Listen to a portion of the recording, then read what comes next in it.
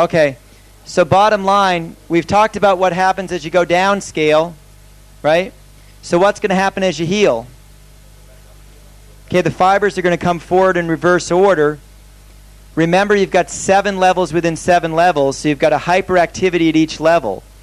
So you can go through a healing crisis and have all your fibers... You got something to look forward to, huh? You can go through a healing crisis at all sorts of levels.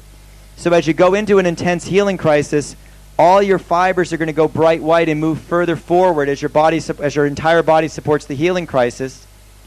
What's going to happen to the iris fibers once the healing crisis is passed? They're going to drop back a bit, but they won't. They will start at a certain level, move way forward during the healing crisis, and then drop back, but they'll end up further forward than when you started. You understand the sequence? They're going to move way forward in the healing crisis and then drop back to a more forward position than they originated in. Well, that's one way I'm looking at it, but the body cannot remain in a hyperactive state all the time. I mean, what would happen if you were in a fever all the time? You wouldn't live very long. You're using up enzymes, your metabolism is racing.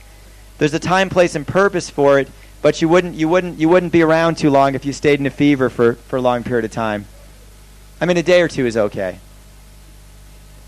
Okay, thank you very much. We'll see you in the morning.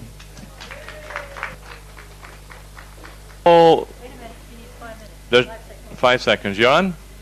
Okay, I have a question here. Is it true that an entity cannot be released until the trauma which damaged the auric field that allowed the entity to reside has been identified partially and or totally dealt with? It is true that an entity cannot be released from a person if it's firmly entrenched in the auric field. And you have to identify oftentimes the word pattern that's there, the experience that has been suppressed where the trauma occurred, the entire sensory experience, and feel that on the body. And once those things are being experienced, then the entire, shall we use the word thought, feeling, and spoken word being re-experienced weaken the hold that the entity has on the body, because the auric field is the hole is beginning to fill in. And when that hole is filled in, the entity then leaves and you feel the cold wind. At that time, you simply send them to the light of God by decree. And it's that simple. Don't get in a hurry and try to hurry these things up, because they can't be hurried up. And sometimes 20, 30 years later, after getting involved with body electronics, you're still filling in holes in the aura that have been genetically inherited from our ancestors. And there's still problems that we will have, which will be related to those holes in the aura. And when those holes in the aura are removed, then the disease symptoms or the problem that the body has had all these years disappears instantly. Doug?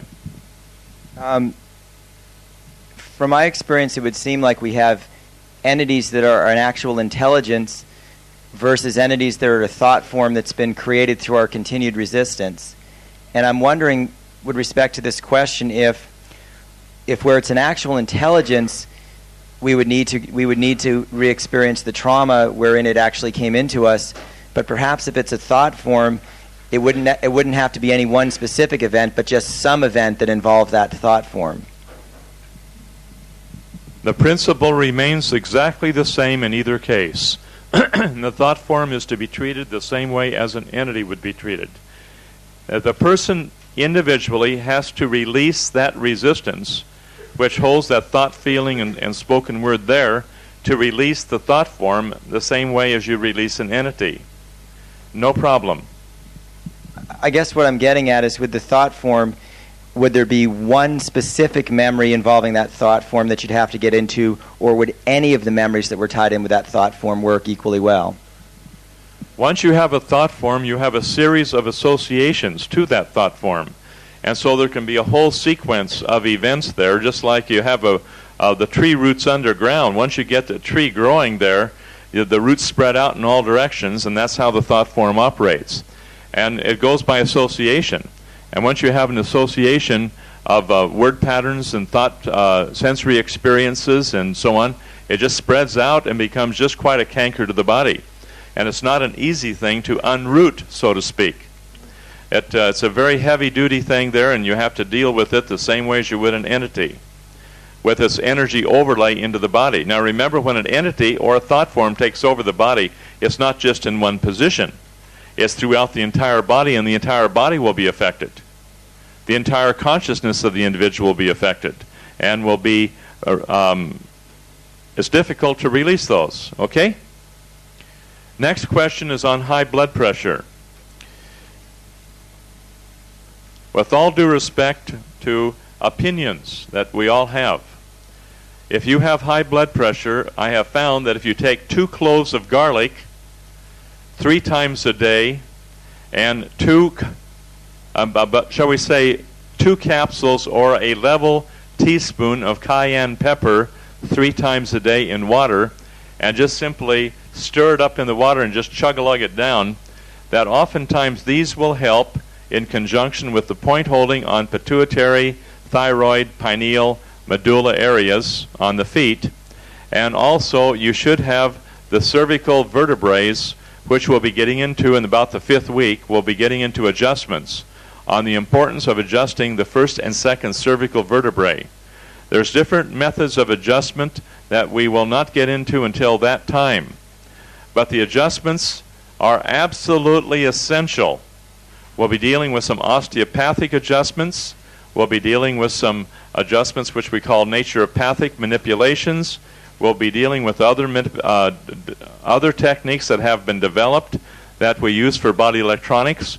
And these are tools that you will need to use to help to release the subluxation on the 1st and 2nd, and for that matter, all vertebrae throughout the entire spinal column. But we do need to, if you have high blood pressure and this is bothering you, oftentimes when you have high blood pressure, the stress factors that you've been under for so long will create nosebleeds and vertigo, which is dizziness, sometimes very severe migraine headaches in conjunction with that high blood pressure. So see Doug and myself, and we'll take care of that for you on the adjustment to help you overcome that. Okay, but in the meantime, take your garlic and cayenne on a regular basis, and this will definitely help you out. Take at least 2 cloves of garlic, and you can chew that up, take it with a slice of bread or something, get it down, and take about a teaspoonful of cayenne pepper 3 times a day. I don't think we need to worry about our ascension at this point in time when we have high blood pressure plaguing our bodies. Okay? What about low blood pressure? If you have low blood pressure, it'll come up as the body balances itself. I don't know of anything that will really help the low blood pressure. For those of us who have had low blood pressure over the years, it just that'll change as the body comes into balance. Yes, sir. Licorice will be very good.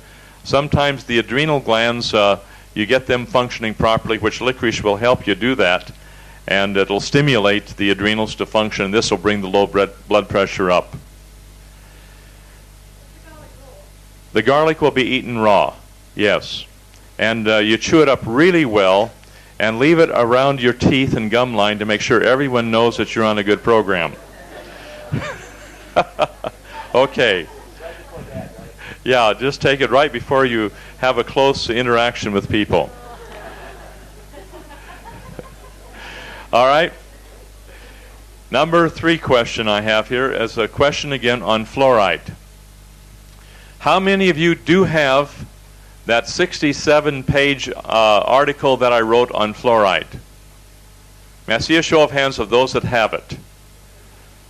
Not too many of you do have that. Do any of you want that article on fluoride, because it gives a complete expose in history on fluoride? This goes into detail as to why fluoride has been used in the slave labor camps in Russia, how the United States has been involved in this use of fluoridation of water. And it shows how the Germans have found through their research during the Second World War that a very small, minute amount of fluoride taken on a regular basis will affect a very small portion of the brain, causing the person to lose the will to resist. Now, some people will tell you that once you have had this fluoride for a period of a couple of years, you have irreparable damage to the certain part of the brain. Okay? Would you take care of this, Anita, from here on out? Yeah. Just mark it down on your many, many little lists of things that have to be done. Okay? On this particular thing on the fluoride, this is such an important aspect because there are so many sprays today that break down into fluoride. There are so many medicines that are across the counter in what they call the pharmaceutical drugs, which contain fluoride. There are so many water systems that contain fluoride. Oftentimes you go down here to the little shops, you know, where you get your petrol, and you get something to drink, and that's made with fluoridated water. And so you have a number of different things that you have to consider here very carefully as to how to eliminate fluoride from your diet. Now, one thing that will happen is some people, as I mentioned before, believe that you have irreparable damage to the brain after 2 years, some say 1 year, after taking a regular dose of fluoride. I do not believe that for a second, because the body, under a health regimen, will eliminate the fluoride on a regular basis till all that fluoride is out of the system.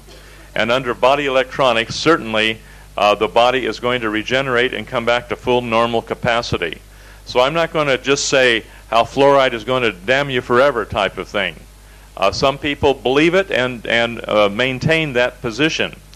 But let's maintain that we get the fluoride out of our systems and quit taking it, and then the will to resist existing authority that is unrighteous in their dominion over mankind, tyrannical type authority, that man will then have the ability to make the right decisions to resist those forms of unrighteous dominion, and we will eventually have a free society, free of, shall we say, control by those people who do not respect you as free, sovereign human beings. Is that clear enough? Okay. Now, one of the drugs that is used continually today by many of your psychiatrists and people that are suffering from mental depression is Prozac. This is laced with a large amount of fluoride and leaves you in a semi-state of euphoria where you lose your state of depression. Now, this Prozac business, this Prozac drug that is being, shall we say, openly being lauded as a cure-all for psychiatric depressions and manic depressive states and so on, this is a deadly, deadly drug and is to be avoided. Yet, if a person is on these deadly drugs to suppress depressions, what's going to happen when that is removed? You're going to have your depressions again. You'll find that these depressions will usually, not all the time, but usually will be related to pancreatic disturbances and low blood sugar problems. Now, this particular problem that we have with your Prozac is you don't come off it quickly, like any other type of a suppressive type drug. You come off it slowly as you bring the person's ultimate health back to normal. Any type of medication that has been prescribed to you by a medical doctor, go to a good holistic medical doctor and work with them on the gradual withdrawal of any type of drug. Okay? Now, if you are your own doctor, beware, because a little knowledge is a very dangerous thing. If the medical doctors put you on it, then you go with them and let them withdraw you so that there's no dangerous side effects or symptoms which could really give you a bad situation. People get the wrong idea sometimes that body electronics and a nutritional program are going to cure everything. You come in here to a class, you throw away all your medication, and after a while we find a near dead cadaver, you know, that and wondering, well, what happened? And they haven't been taking their medicines. You have to be very careful in the withdrawal of your medications. You have to be very careful. We've run into people who are absolutely fanatic on going full-tailed on a program. They throw their medication away, and that's the worst thing you can do. That includes your high blood pressure medication. That includes your diabetic medication. That includes your heart medicines and so on. Don't be too quick to throw away your medication. It could be life-threatening. Okay, next comment on the firewalk. Janine, would you come up here, please? Now, I want you to talk. Now, Janine has been through the firewalk twice. And I'd like her to explain to you now exactly what she's going through. Walking, talking, sleeping, eating, whatever. Yes, so from the minute I just put my attention on my feet, it's like, and even if I don't put my attention there, my feet are burning. So yesterday I've been keeping my body still, or I've been keeping my legs still from the moment when I was sitting on my chair. And I noticed the days before, and I noticed in the past, I always wanted to move. I can't sit still for a long time. So, but now it's like I've been really sitting quiet, and my feet were burning. And last night when we were finished, there was an intense burning up until my knees. So, but it keeps going and it keeps coming up. So I have the memories. I walked twice over the fire, and the first time I had, we were prepared through meditation, and the meditation was on the Christ energy, to get the power in a way, and the belief that you could do as Christ did. And I had that program in myself of I want to show other people that you can do it. I need to show other people. I get the sadness again. I had that yesterday also. I feel sad.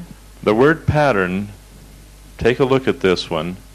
Now, this might be in another language other than English, okay? It might be in the language that you were raised with. But look very carefully at the word pattern in another language, which is, I have to prove myself. And see if that resonates with your feeling, with your emotion. Like, I have to prove that I'm good enough to, you know, I have to prove that I'm good enough. This is a very basic word pattern that most people have. Does that resonate in any way? Mm. What's the word pattern that would be in your native language?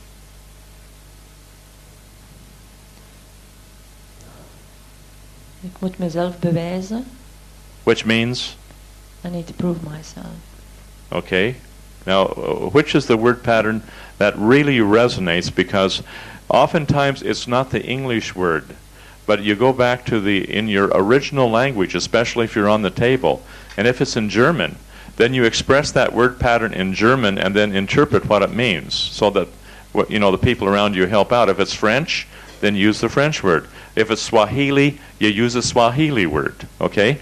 But you have to go back to the word pattern that you were thinking in at the time of the trauma, or the time of the emotion, or the time of the whatever you're going through at that time. So what's the word pattern, Janine? Ik moet mezelf bewijzen. Okay, what's happening to your feet the moment that you say that? It's getting warmer. Good. Say it again. Ik moet mezelf bewijzen. Ik moet mezelf bewijzen. What's happening to your feet? Burning. Ik moet mezelf bewijzen. Ik moet Okay. mezelf bewijzen. What's happening to the feet? Burning. Burning. Do you feel the burning? Yeah, get Okay. tension in my legs. Now intensify the burning and hold that body perfectly still. No point holding here, folks. Ik moet mezelf bewijzen. Ik moet mezelf bewijzen. I don't want it. I don't want it. Don't want it. Don't want what? I don't want to prove myself. Ik moet Okay. mezelf bewijzen. Hit the duality. Ik moet We've got the mezelf burning. bewijzen. Equivalently. Equivalently.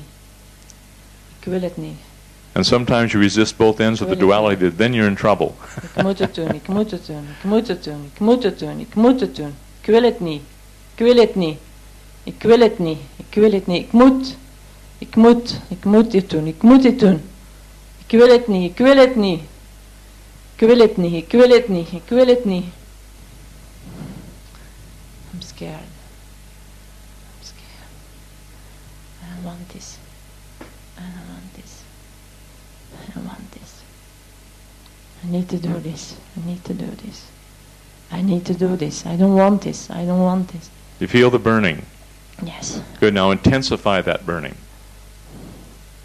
Don't move. Simon, would you mind stepping up here, please? Just to balance her when she gets really into this. We're into it now. I want you to see this firsthand, and this is for Janine's benefit also. We're all here together as a family. We're all learning. If my hunch is right, we'll be right into it in full detail here shortly with the re-experience of the most primal energy you can deal with, which is the primal energy of fire.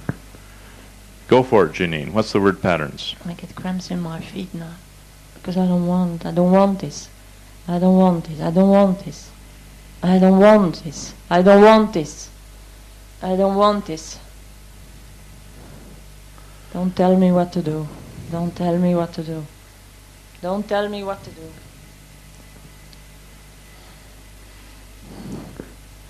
Don't tell me what to do. I don't want this. I don't want this.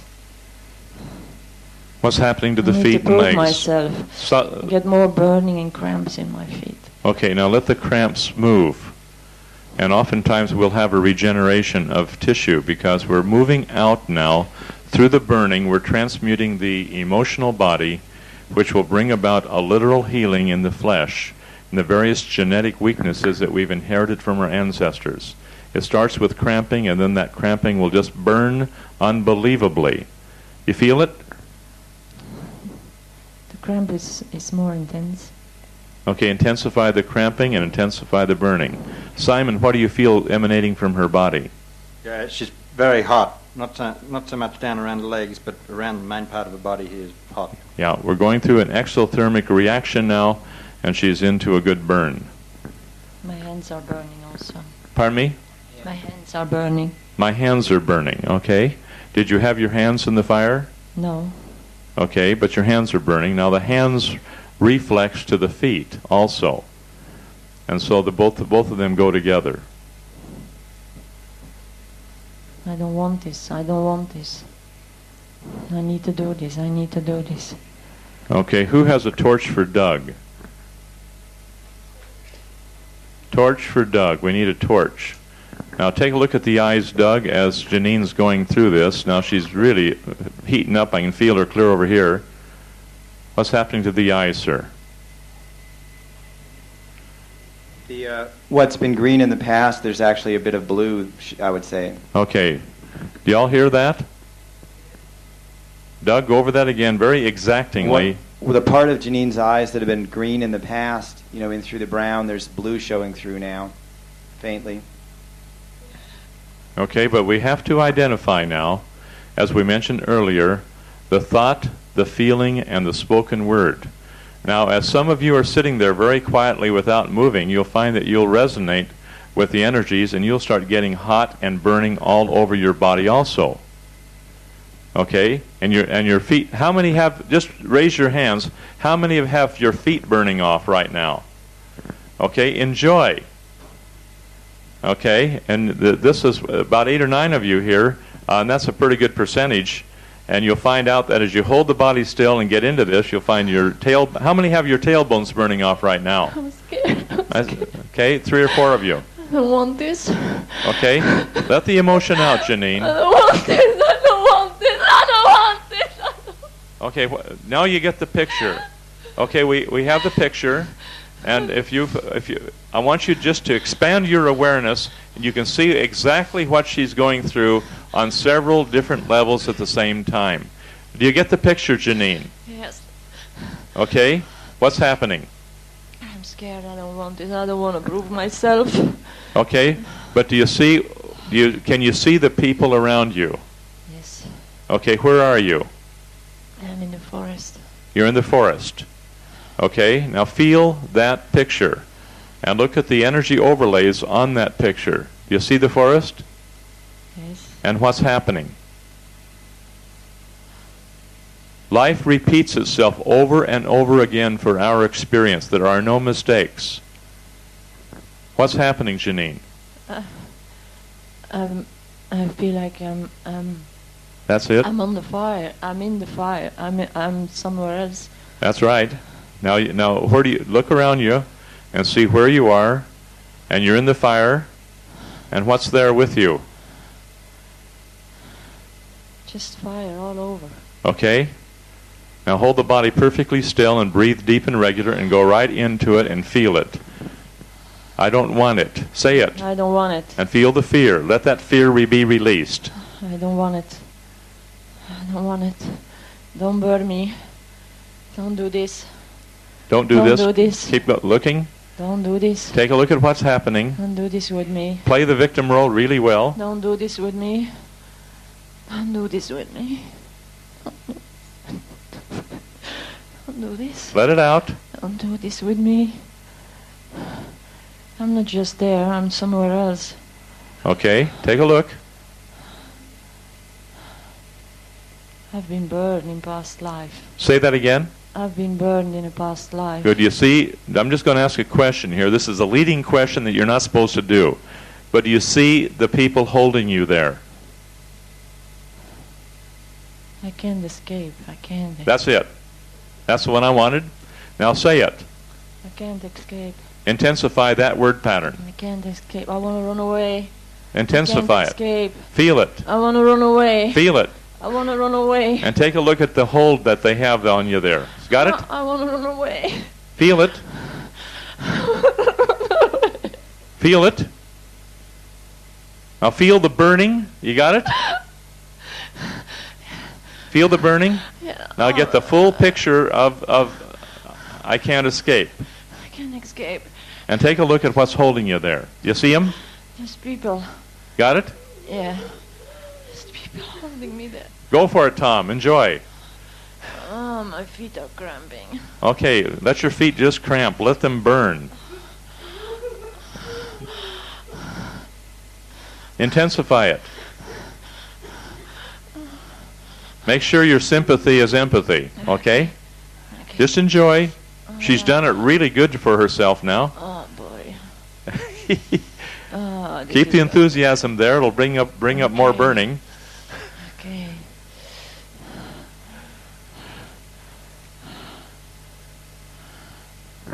Intensify the feeling now. What's happening, Janine? I'm more in the past. I'm more on a big fire they put me on. Okay, who they put you on? The fire? It's like they burn me completely. Okay. Doug, look at the eyeballs now. Give a report to all of us.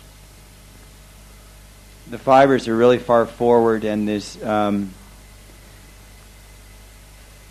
really basically no brown except for, outside the autonomic nerve wreath, there's no brown. Did Janine, did you have brown eyes to start with? No, did you have brown in your eyes? A little bit. But the outside part that's been quite green in the past is definitely getting to have quite a bluish tinge to it, and the fibers are really coming forward. Okay, and this is when you have just a little touch of joy, a little bit of humor. Burn, baby, burn. And this is where we are. Just enjoy.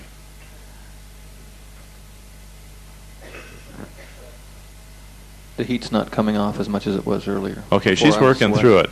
How's the burning in the feet, Janine? It's more than the beginning, but my whole legs are cramped. Okay. Intensify the cramping. I need one observer up here to watch the motion in the calf muscles, because this is one area where the calf muscles begin to go through a real regeneration. And as the calf muscles are cramping properly, intensify it, Tom. You got the picture, Tom? Got the picture? Enjoy. It's all yours. Okay, now Janine, feel those cramping calf muscles and just watch them regenerate here. You got it? Yes. Oh.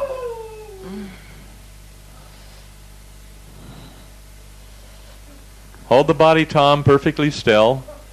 Just hold the body still, and eventually this will pass.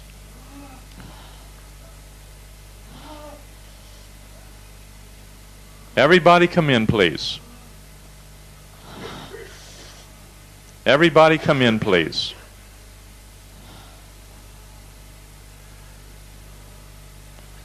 Okay, Janine, what's happening? The cramp is up.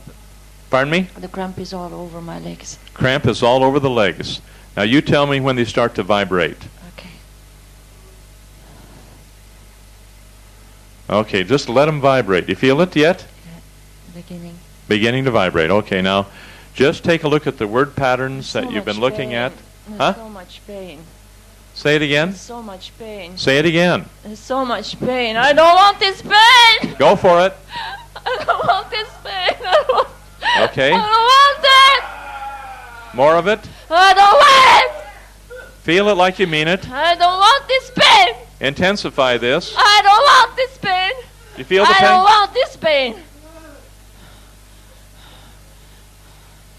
I hate people. I hate them. Good. Say it again. I hate them. I hate people. I hate people. Now look at that. Look at that very deeply and see They how hurt this has me. affected your life. I hate people. I hate people. They Say- hurt me. Say it again. They hurt me. So, did you drag people into your life where you hate people, and did you drag in the right people in your life where they hurt you? Did you do it right? Yes. Good. Enjoy. You did it perfectly. I hate people. They hurt me. Did you create that? Good. Now let's blow that right out of there. I hate people. They hurt me. Say it. I hate people. They hurt me. Again. I hate people. They hurt me. Again. I hate people. They hurt me. Now enjoy that and assume responsibility for that word pattern, even though it's under the I hate duress. people. They hurt me. I Intensify. hate people. They hurt me. I hate people. Intensify They it. hurt me. They hurt me. I hate them. I hate them. I hate them. I hate them. I hate them. I hate them. More. I hate them. More. I hate them. Feel it. I hate them. Okay, now transmute I that. love them. I love them. I love them. Feel the emotion with it and just enjoy it and just release that forever. Feel the vibration through the body? Huh? Yes. Good. Now keep that vibration going. I hate them. I hate people. Go for it. And know what the truth is behind it. You hear my wording? Feel the word pattern on one hand and express it, intensify it, and know what the truth is behind it, which is love, unity, no separation. Got it? Yeah. Okay. Now just enjoy. Put forth the enjoyment, and that's... Feel the cold wind over there in that corner? Okay.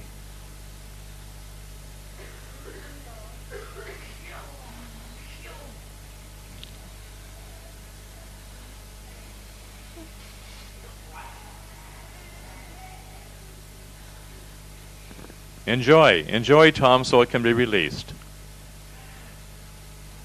Okay. Janine, what's happening to your legs? The cramp is getting lesser. Cramp is getting less. Who checked the legs out for vibration down there and change of muscle structure? Okay, let's have an evaluation of by observation.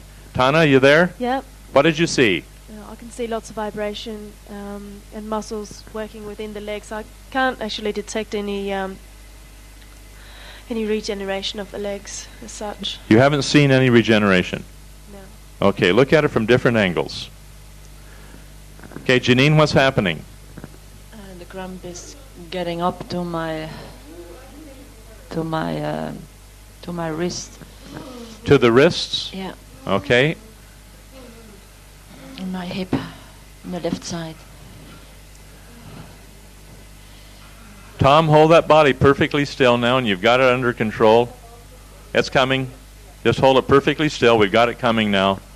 That'll come right up and out, and you'll be a new man.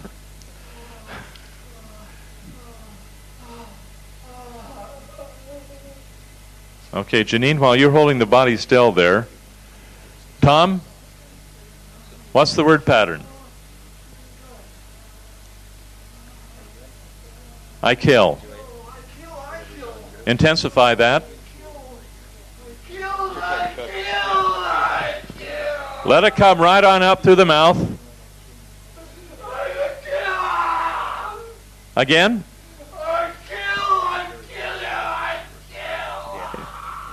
Right out through the vocal cords. Has the command been given, Anita? What? It's time. Let it come right up and out.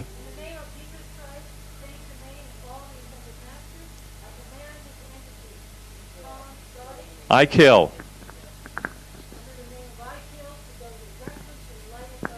Now, let it out, Tom. Say it again. Let it come right up through the vocal.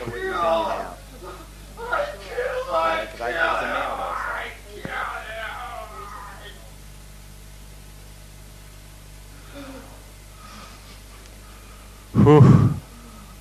Feel it go? There you are. Relax, old buddy. You've had that one around for a while. Feel different? Feel it release? Okay, just enjoy.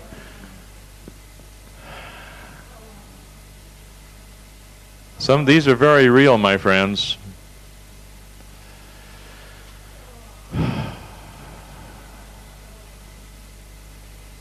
Okay, what's going on over here, Doug?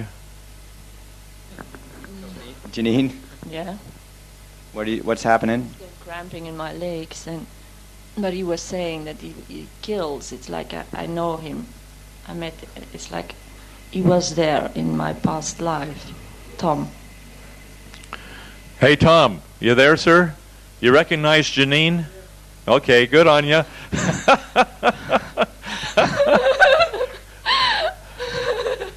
Okay. The two of them recognize each other now. They're both tied into the same event. Now, Janine, just enjoy unconditional love and enjoy unconditional forgiveness and release all that suppressed trauma.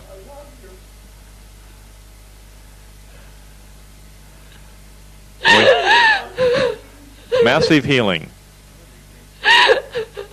at many levels.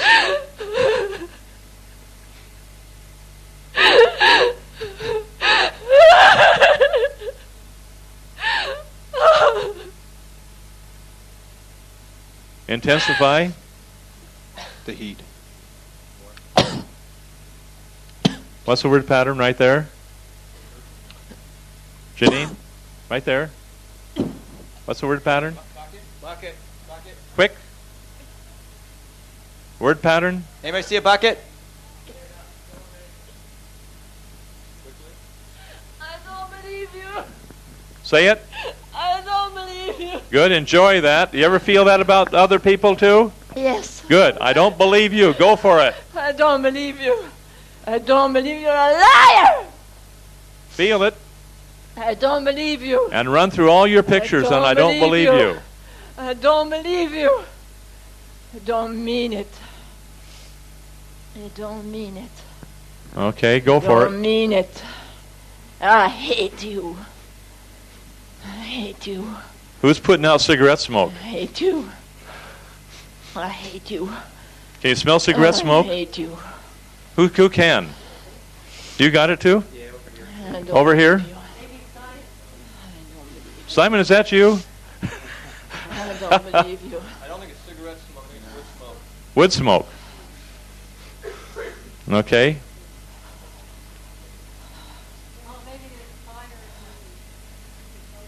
Yeah. Hickory.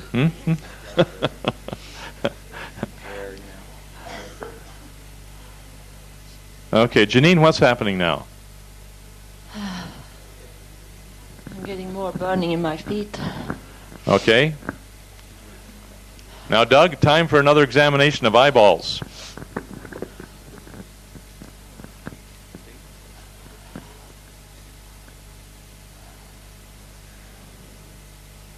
It's still looking pretty inflamed. I mean, the fibers are still pretty far forward there. I don't.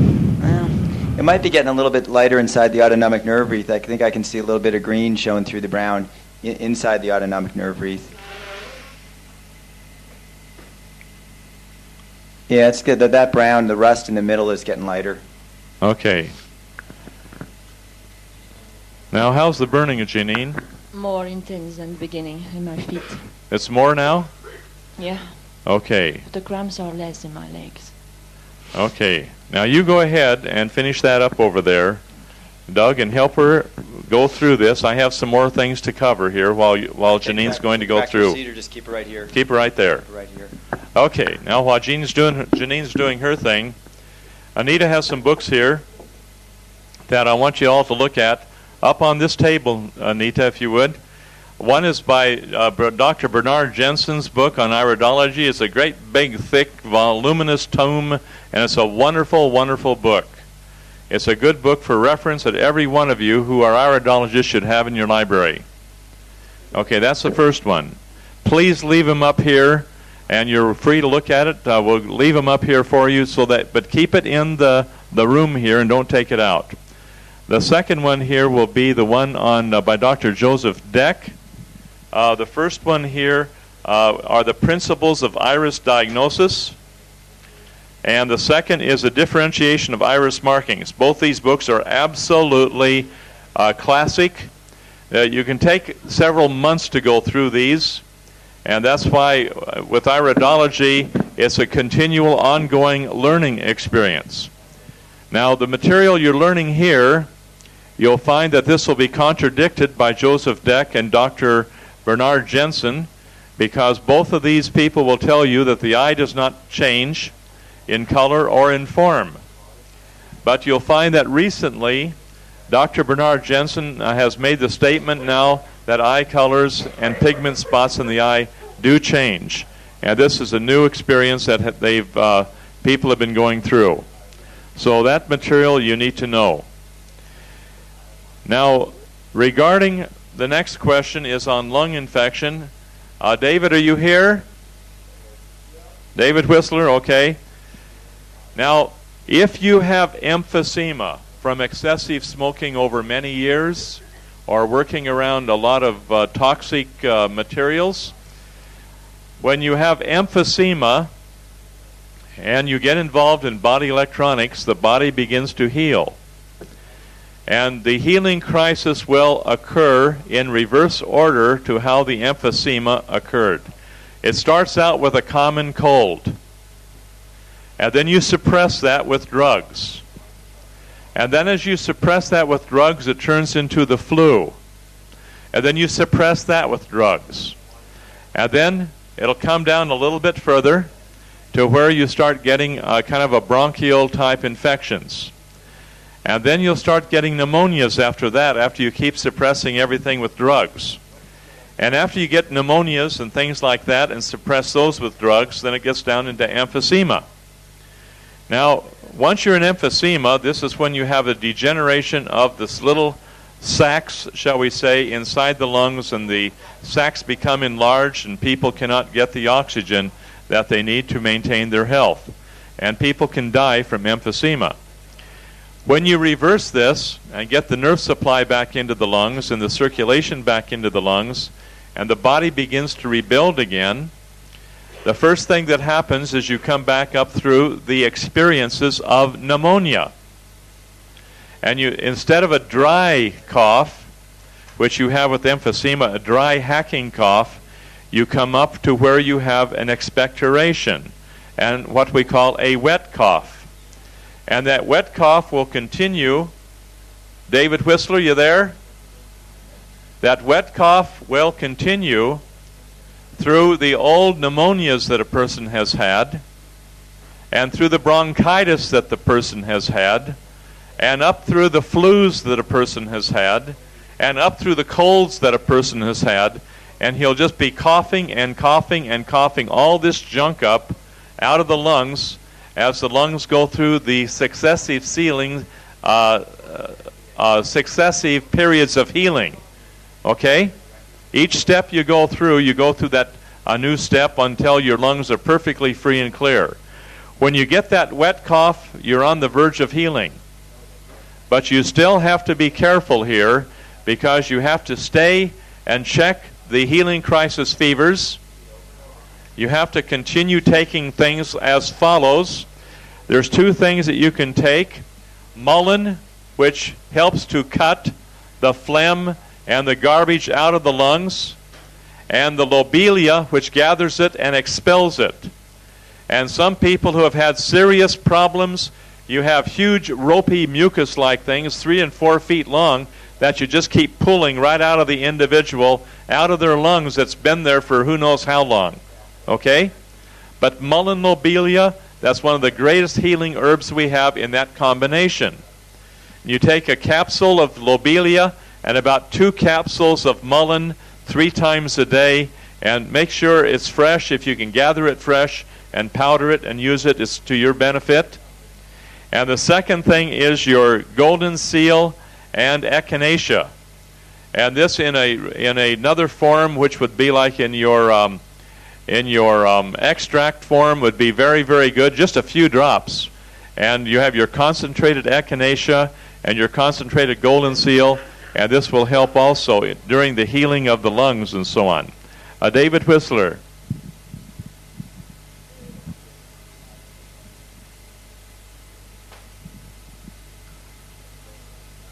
What do you mean when you say check the healing crisis? People will go through periods of very heavy fevers, put the hand on the forehead, and pull it away about 1/4 of an inch and check for a coolness or for a radiating heat. If it's a radiating heat, then we have to be very, very careful to break a fever, which we'll call a disease crisis, rather than a healing crisis fever, and we have to identify that. We also will check the individual with the different minerals and enzymes and things that we know will work well, and we work with that until we know that we have a healing crisis going on. Okay, sir? If the fever lasts one night, then it's simply a healing crisis. It can last 2 weeks and still be a healing crisis. But if it's only one night... If it's only one night, don't let it worry you that much. Bucket. Hurry. Bucket. I don't No, I checked it. Enjoy. When you're dealing with a healing crisis, you have it coming out every orifice, every which way. Don't worry about that. Let it happen. Sama.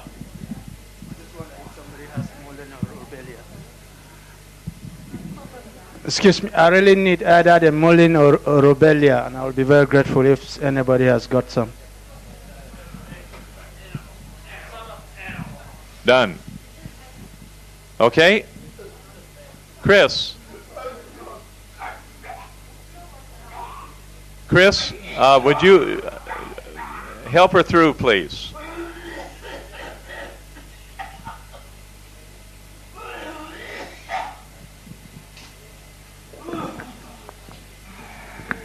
With the emphysema, with somebody that's not on the program, but speak this way, right? With the emphysema, with somebody that's not on the program, but that's quite sick with it, can you give them the mullein and the lobelia and stuff, or? You can, but it's not going to do the job. You have to saturate the body with enzymes and minerals to bring about the regeneration process.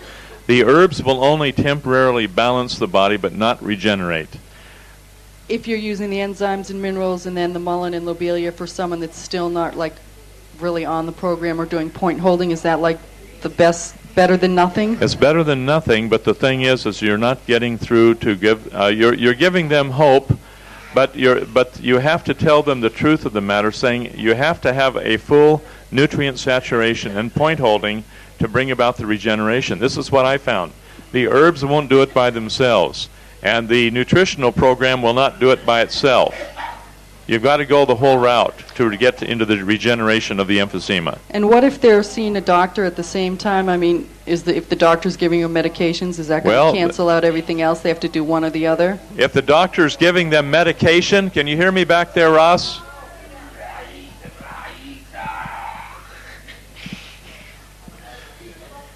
Come to the Genazzano circus here, okay? In dealing with the, I forgot what I was saying.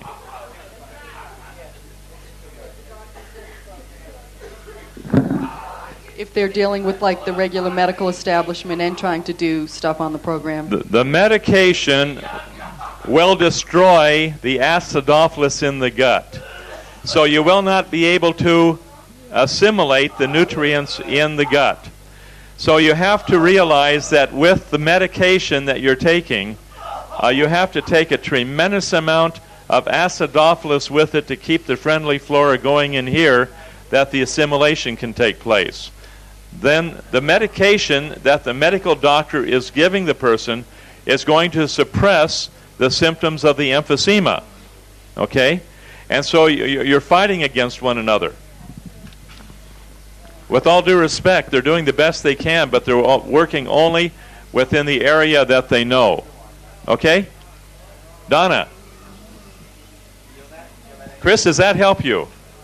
Okay.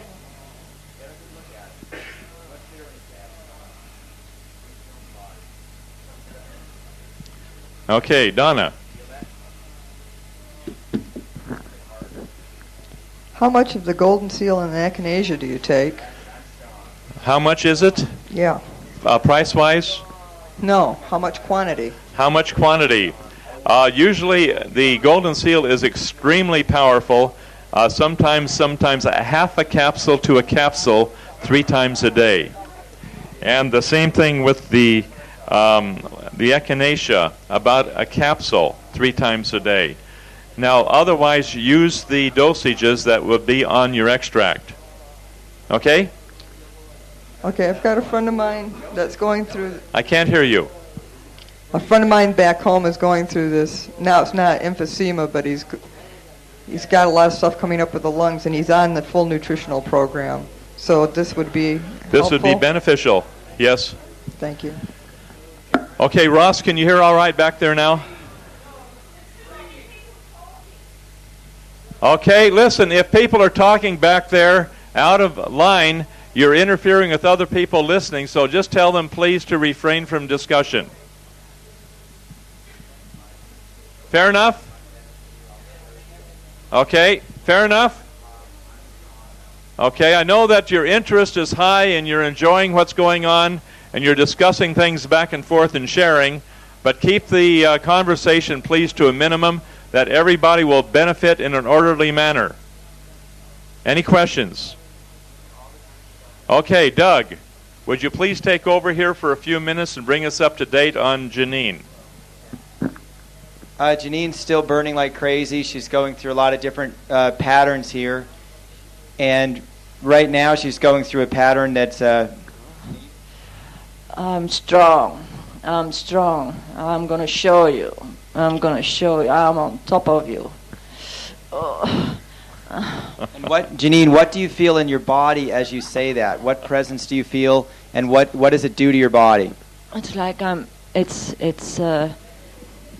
growing. It's like I'm expanding, and I'm cramping all over. Especially I'm burning more. I'm strong. I'm strong. Yeah. Go for it. Intensify the pattern, Janine, and say that over and over again. The I'm strong. Please watch. I'm strong. Learn. I'm strong. I'm strong. Feel how that makes the body hard. Bucket. And feel that cruelness there. I'm strong. Feel that? Bucket. Yeah. I show you. I'll show you. I'm strong. I'm strong. I'm strong. I'm strong. Feel what it does to the body. Feel the power in the body there. Cramps. Feel that? Yeah. I'm strong. Feel the cold wind? You feel that? I'm strong. Get out of me! Don't worry about it. Just it's coming. Be kind and gentle. Strong. I'm strong. Thank you, Tariq. I'm strong. I'm strong. Intensify. I'm strong. Intensify. I'm strong. Intensify. I'm strong. Intensify. I'm strong. Intensify. I'm strong. I'm Intensify. strong. I'm strong. Let it come right up and out. I'm strong. In the name of Jesus Strong. Christ, Saint Germain and all the Strong. ascended, I command this Strong. entity, I'm strong, to leave the body of I'm Janine strong. and go directly to the light of God I'm now. strong. I'm strong. Up and out. Strong. There we go. Feel the goosebumps? Anybody got them? Okay, that'll fill the room. Feel that.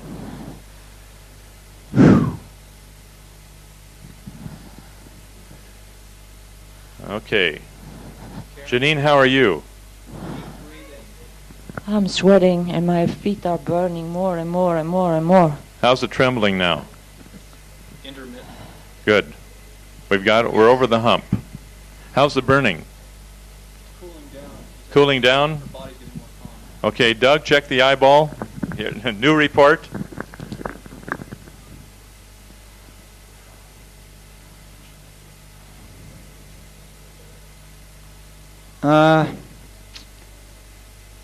I think the white fibers, I don't think the fibers are as far forward. I think she's past the peak. Yep, we're I past think the peak of five- healing crisis. Yeah. Now, at this point, it's not going to hurt Janine to go back to her seat and finishing up on herself. We're over the hump. Did you go through the nausea? You went through it a little bit?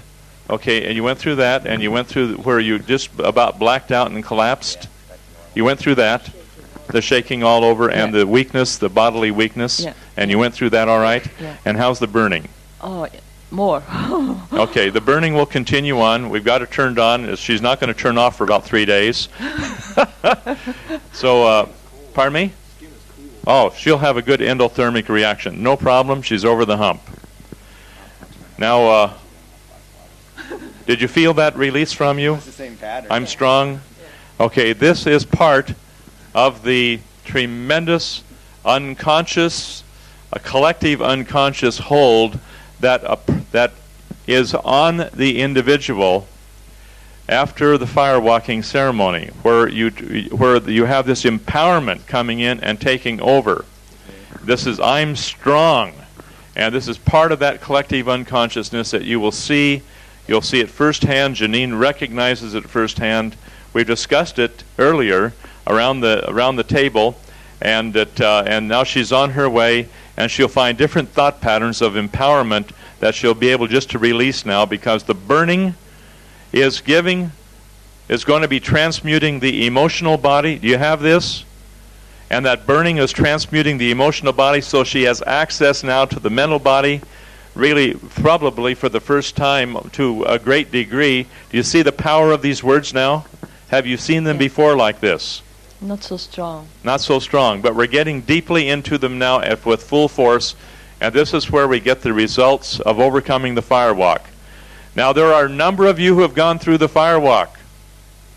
Okay, the problem is,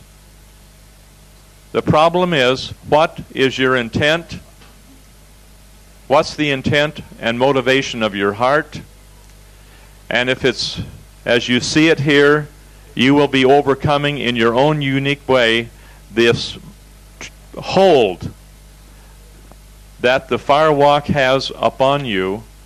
And after you have gone through it, you'll be able to teach others and help people all over the world who have just, by not knowing, get involved in the firewalk ceremony, which blocks off, suppresses the pain so you don't feel it, which is what's happening now as she's going through the burning in her feet, which will continue on until the crystals are dissolved.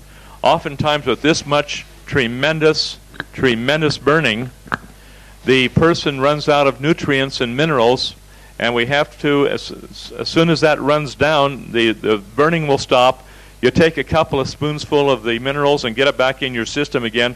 The burning just keeps right on going. So remember that. Your eyes are much lighter, by the way. Doug, what do you see, sir? I was going to ask, how many people, when Janine was going into that word pattern of I'm strong, how many of you could see sort of like a figure superimposed around her? Could some of you see that? Okay, a number have. Okay, this is where you could see that. And Tom, you too? Okay, Tom, this is what got into Tom, because he could see this. This is a tremendous energy. When that was released, I mean, just the goosebumps here were tremendous. It's a tremendous release of very, very deep, deep, deep energy.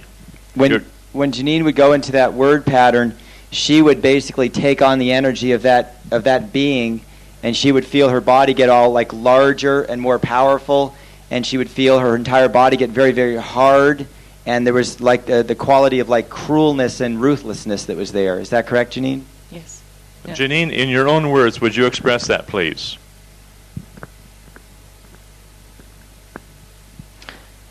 The feeling that I had was that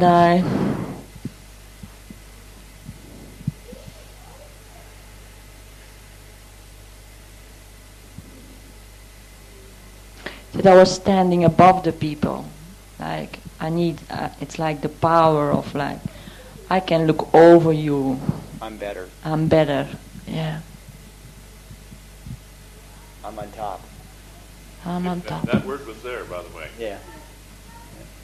Yeah. But where was that power, or where was that sense of power really coming from?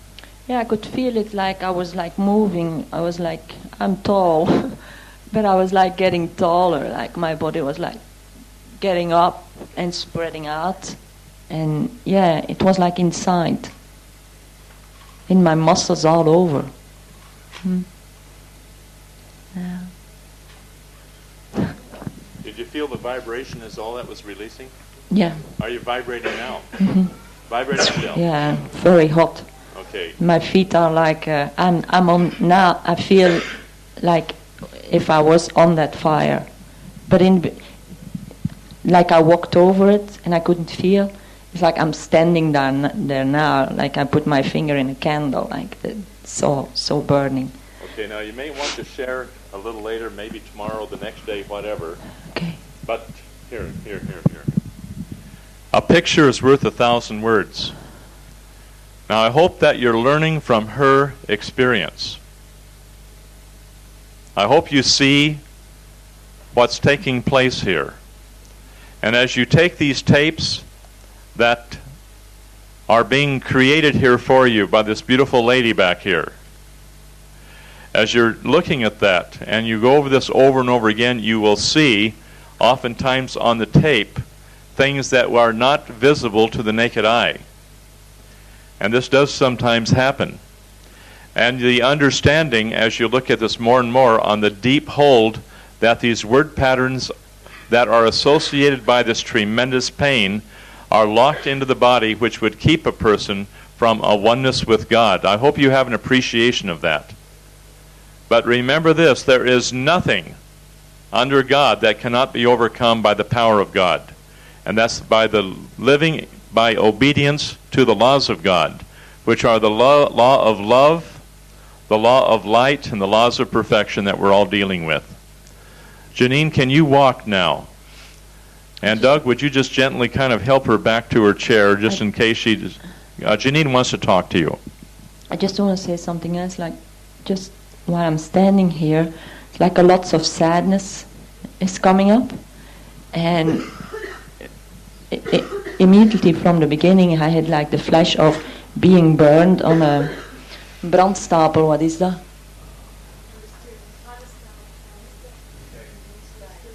Yeah. So I was there, and it was there that I made a decision. Somewhere it's connected with that I walked over the fire, and that I should show I could do it without that other people did it to me. And it's coming back way from the past. Yeah. And so we reenact it in this lifetime. Yeah. That's the way it is. We reprogram ourselves. Thank you very much, Janine.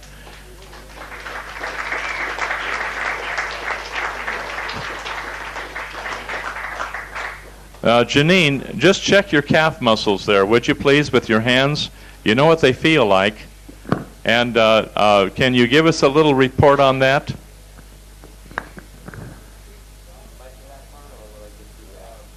It'll get there. It'll get there. Yeah, they feel much stronger and much more firm, more beautiful. Now, for those of us who have gone reconstruction on our legs, frankly, we think we have the most beautiful legs in the world. And we have a love for our body. And for those of us who have never had a love for our body, after the body reconstructs and all the pain is gone and all the resistance is gone, we think, oh, what a beautiful body we have. And this is, and notice what she said, it's beautiful. You see that? That was unsolicited. How do you feel? Okay, now go for the burning and cramping and let it all happen. Anna, where's Anna Voss? Anna, is this correct? Is there anybody more beautiful than you anywhere in the world? No, absolutely not. And that's the way we should all feel about ourselves and have that love of God within each of us. What a beautiful creation of God that we have. And that will eventually happen, and we have that little glow, that little twinkle in our eye, that little mischievous perhaps, and we have that feeling of just delight that we're alive and well.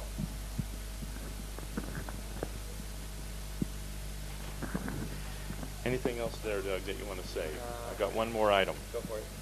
Okay, the other item, Janine, by the way, thank you for being our guinea pig today. Okay, I wanted everyone to see this firsthand because some of you did have questions on the firewalk, and I wanted to see it firsthand. She got the memories of the past lifetime, which was projected into this lifetime, and I hope you all appreciate that, and she'll burn for a while, and this will continue on. We've got her on the roll. One thing as instructors, one thing for instructors, no matter what you're teaching, repetition, repetition, and repetition. Because you may not get it the first time. You may not get it the second time. Your students may not get it the third time or the fourth time. Could you say that again? I beg your pardon? What did I say? Could you repeat that? What did I say? I wasn't listening. I didn't hear. And the fifth time you get it. And that's the repetition over and over and over again. So just enjoy. Brooke, what was that, sir? Oh, okay. That's a terrible thing. Okay. I appreciate your attentiveness here. Tom, you've got a smile on your face now.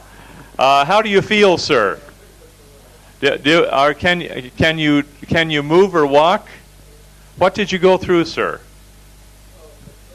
Come up here. Is it all right to come up now?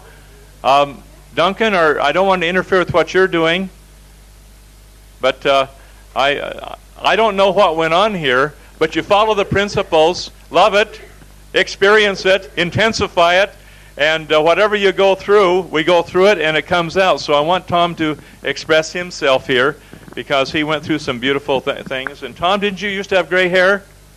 Yeah, sure. Particularly around here. Oh, how about up on your head? I guess I never see that too often.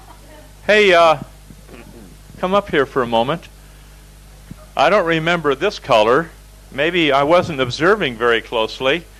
But Pamela, come up here, please, and tell me what. Come up here, and tell me what color. Just examine Tom's hair, because did he have that much bronze in it? Speak into the mic after a keen observation. He says, "I'll give you a half hour to stop that." It looks brighter on the top. Pardon me? It looks brighter on the top. Brighter. Brighter in colour, in more bronzy. More depth of colour. Yep. On the top. Did I grow any hair back? That's what. It's brighter on the top. That's where it's really shining. It's on top. I don't mean the ball patch. The quantity, yeah. Thank you, Pamela. Satisfied. Okay, Tom, the time is yours. When Janine started the process, I saw a creature like the size of a big bear, like a big milk-drinking bear, like 12 feet tall it seemed. And I thought that bear was strangling me, but in fact I was the bear, and I was the killer. And the picture of killing my own species was not clear, just the neck. I saw the neck of a human, but I couldn't see. I saw the colour of the neck. It was black. And then I saw myself as a devourer of the young, of animals. I saw creatures like pigs, but I couldn't say they were pigs. They were pink, newborn creatures. And I felt great disgust at my consuming them.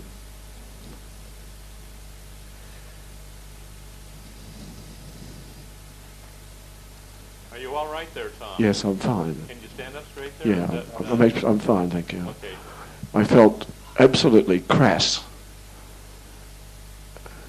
absolutely ugly. An animal. Not in the beauty of an animal, in the primitive innocence, magnificence of an animal, but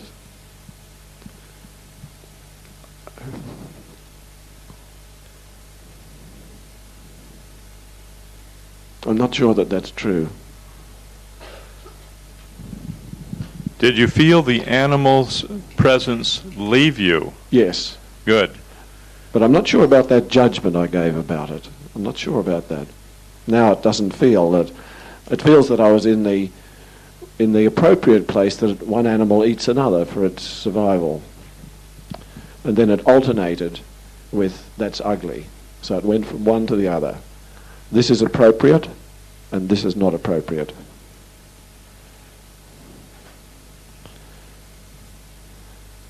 But the sentient experience was stronger than the visual.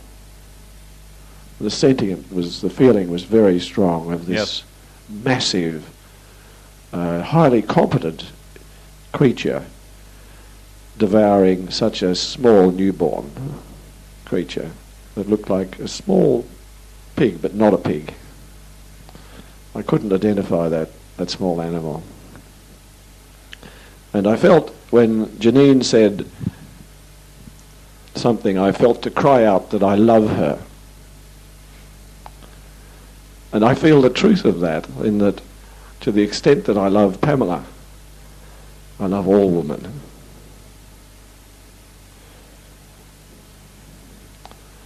And my truth is that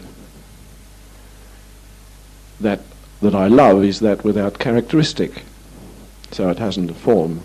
It's not that I have to express that love or have a woman return that love or do anything about it, but to the extent that I love one woman, I love all women. I love that feminine principle. And in that way I love Janine very dearly. Thank you very much, sir.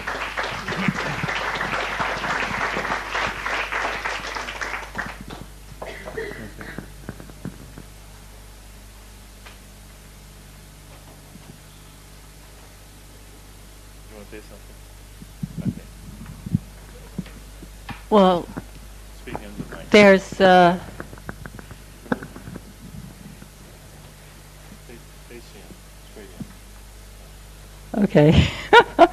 We got the mic down. I think our souls really want to go out and love everyone. And I think to a point we try to aim for that. Because I think eventually, we are sexless. Our souls are sexless. And there's something really deep within us that really wants to love everyone.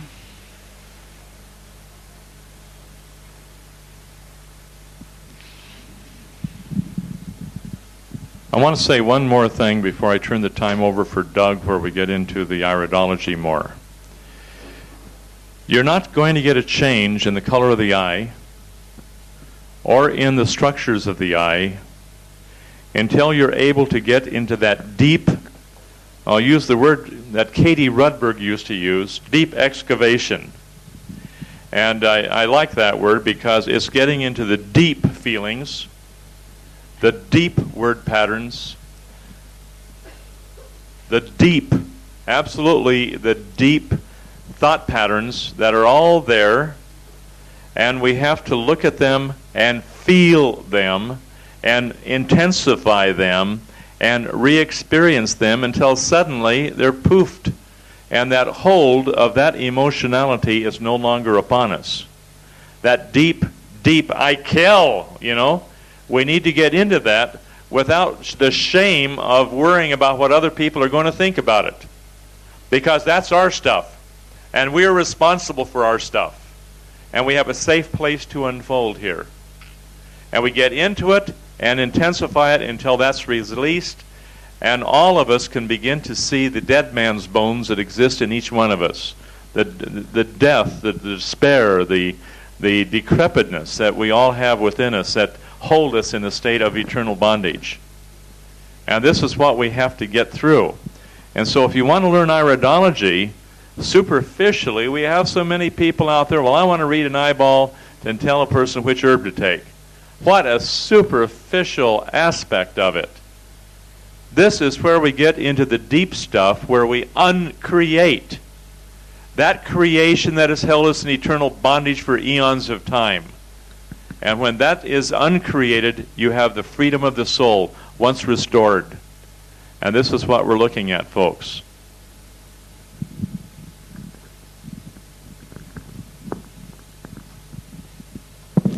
I'm just going through some stuff myself here, John. What are you going through, Doug? Oh, all sorts of stuff. You're an instructor. You can't get sick. You can't go to bed. You got to be perfect. You all right? Yeah. Okay. Tana. Yeah, I would like to mention something that did happen when I was sitting on the floor watching Janine's beautiful legs develop. Did you see the legs develop? I saw the strengthening of them. When you asked me, I was going through a bit of stuff there too, which I didn't mention at the time, but I guess I should have. I'm mentioning it now. I heard a voice inside of me going, "I love you, Mama," as Janine was going through what she was going through. And Tom bent down and said, "Are you all right?" And I sort of said, "Yeah, I'm fine." And I started crying. And he said, "Where are you?" And I found myself in the neck of the woods, just outside leaning up against a tree, in the woods, watching my mother being burnt on the fire. And he said, "What are you feeling?" And I felt so much sadness and pain, and I can see that Karen is feeling a lot of that as well. It went on for a long time and it intensified, but then all of a sudden it went poof, and I know I was above the forest and I was being drawn away. I could still look down and I could see my body there, hunched over in the woods and forests. But I was being drawn away, but it was there.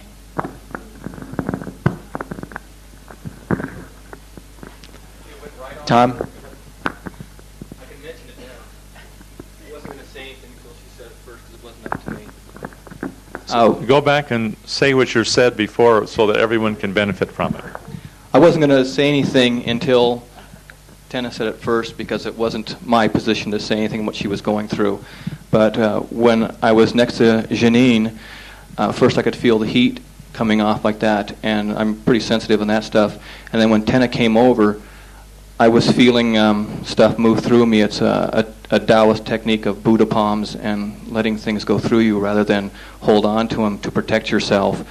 And I'm standing there and I'm feeling something. And I get goosebumps all the time going, what is this? And there's Tana down there and I see she's all red. And so I put my hand down, I'm feeling stuff off her and I'm feeling off Janine. And then when John called on her, I was waiting for her to say something that was a little bit more correct, and she was holding it back in, and she was breathing from her chest and just kind of real tight. She's nodding yes, and she was holding it in where Janine was coming back and forth like that.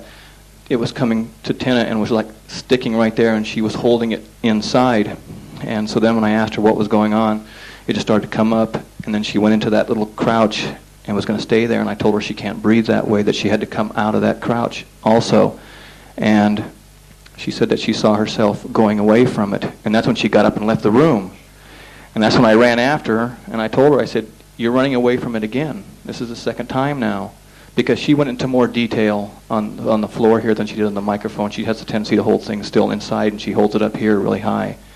And so she bailed out, and by that time I saw Karen, of course, our resident empathy person or something like that, just Karen was going into it. And then when Tenna comes back in, I'm trying to catch her attention, and I'm trying to get her to breathe. Tenna just picks up on her and goes over there and almost goes back into it again. And it was like it was just going around in a circle like that. And Karen, I don't think, is at this time strong enough to go through I don't want to miss anything. And that's what her... I'm sorry, is it okay if I bring that up? She, again, was taking real shallow breaths from the chest. And you have to breathe from the abdominal so that the ribs can go out from the side like this, because if you inhale this way, the chest cannot expand enough to accommodate the lungs to get enough oxygen as they need. But if you expand from down deep here, correct? Your ribs go sideways, and if you practice the side breathing and the back breathing, you'll get more oxygen. And so I had Tenna undo her front button like that, and then start directing her where to breathe to, and then she started really going into it. And then the two of them were getting kind of emotional, and Karen didn't say, she said she didn't want to stay into it anymore, but her word pattern on that was, "I don't want to miss anything. I don't want to miss anything." And the two of them have an awful lot of strength in that same way, just like Janine. It was just way cool how they all have this strength of not missing anything, not giving into anything, and they were all breathing up here. Janine was doing it also at the very first part, before then your body just started to go. Is that another one of those Oriental terms, that way cool? Way cool was in the 1st century, and he... He was the 6th in the lineage. Anyway, the three of them were almost connected like this because you could feel it go through, and I still think that two of them still have something to go through, and Tenna's fairly easy for me to read because I can read Scandinavians fairly well, being of my own lineage like that. And I think this started yesterday with her. Is it okay if I say this? You already did. It's nice to get permission after the fact, but I think it even affects Doug, and he doesn't want to let it know like that. But when he sees what's going on too, it was like passing around all of us. So I figured they needed a rock in the middle here that wouldn't be bothered. So I volunteered my services. But Karen definitely, when she gets a little bit stronger, has to finish this stuff up, and you'll still work on it, I can tell that. And you'll keep it to yourself, and you won't tell anybody. You're trying to be like me, aren't you, Karen? Karen, who goes into stuff anytime somebody sneezes. Karen goes into healing crisis. Actually, there was a huge bond between Tom, too, all of us, because I was flashing on about 10 lifetimes all at once. I was everybody. I was being burned. Tarred. I remember being tarred and feathered, and I remember doing it. I was back with Jesus. I had something to do with killing him, and how I'd never forgive myself, and how I can't live my life, and how disgusting I was, and I couldn't stand myself. There I was connecting with Bob. I did some really horrible things, and I'm sorry, Tom. And you were probably a Bob somewhere else. Oh man, I'm not through it. I know. It was like I was kind of like skimming all of those lifetimes all at once. So surfing, yeah.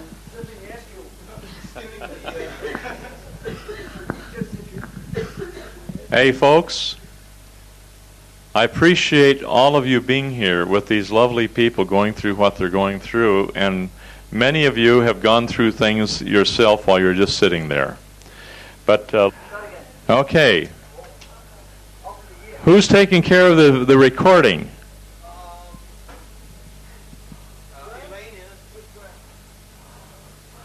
Okay, where's Neville? Okay, everybody come. Instructor from personal experience. Word pattern, my friends, it hurts to love.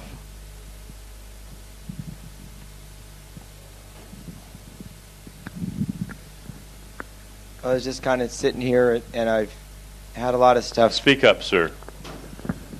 Tilt this way. Like this? Yep, you got it? Thanks. Directional? We have to learn to hold the mic properly. That's the first step in our educational procedures. I'm a little shy of the mic after working with Ian. Like trying to keep my teeth.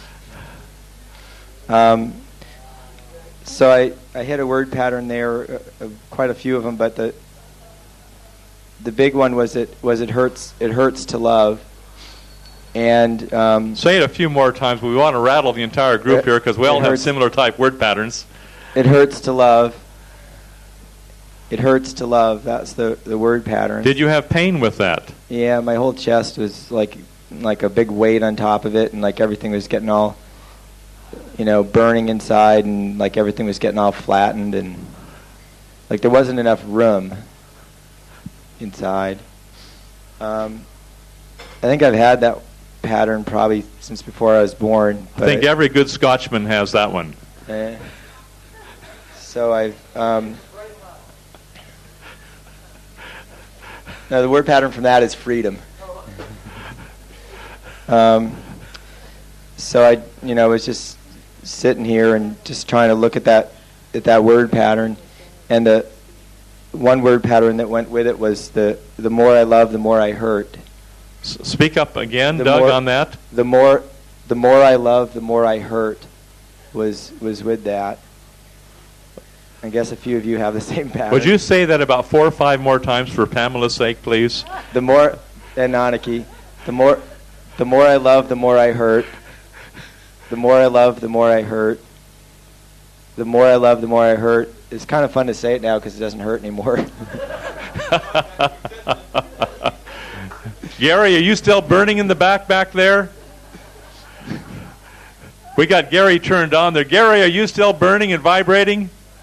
Yes? Go for it. Hit that word pattern about 4 more times for everybody's benefit. The more I love, the more I hurt. Say it, Doug. Get it out there. The more I love, the more I hurt. Put motion with it now.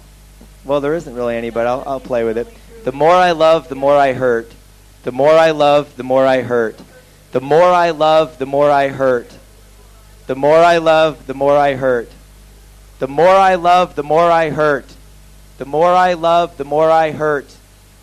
The more I love, the more I hurt. What's that, Pamela? Go for it. You can have it.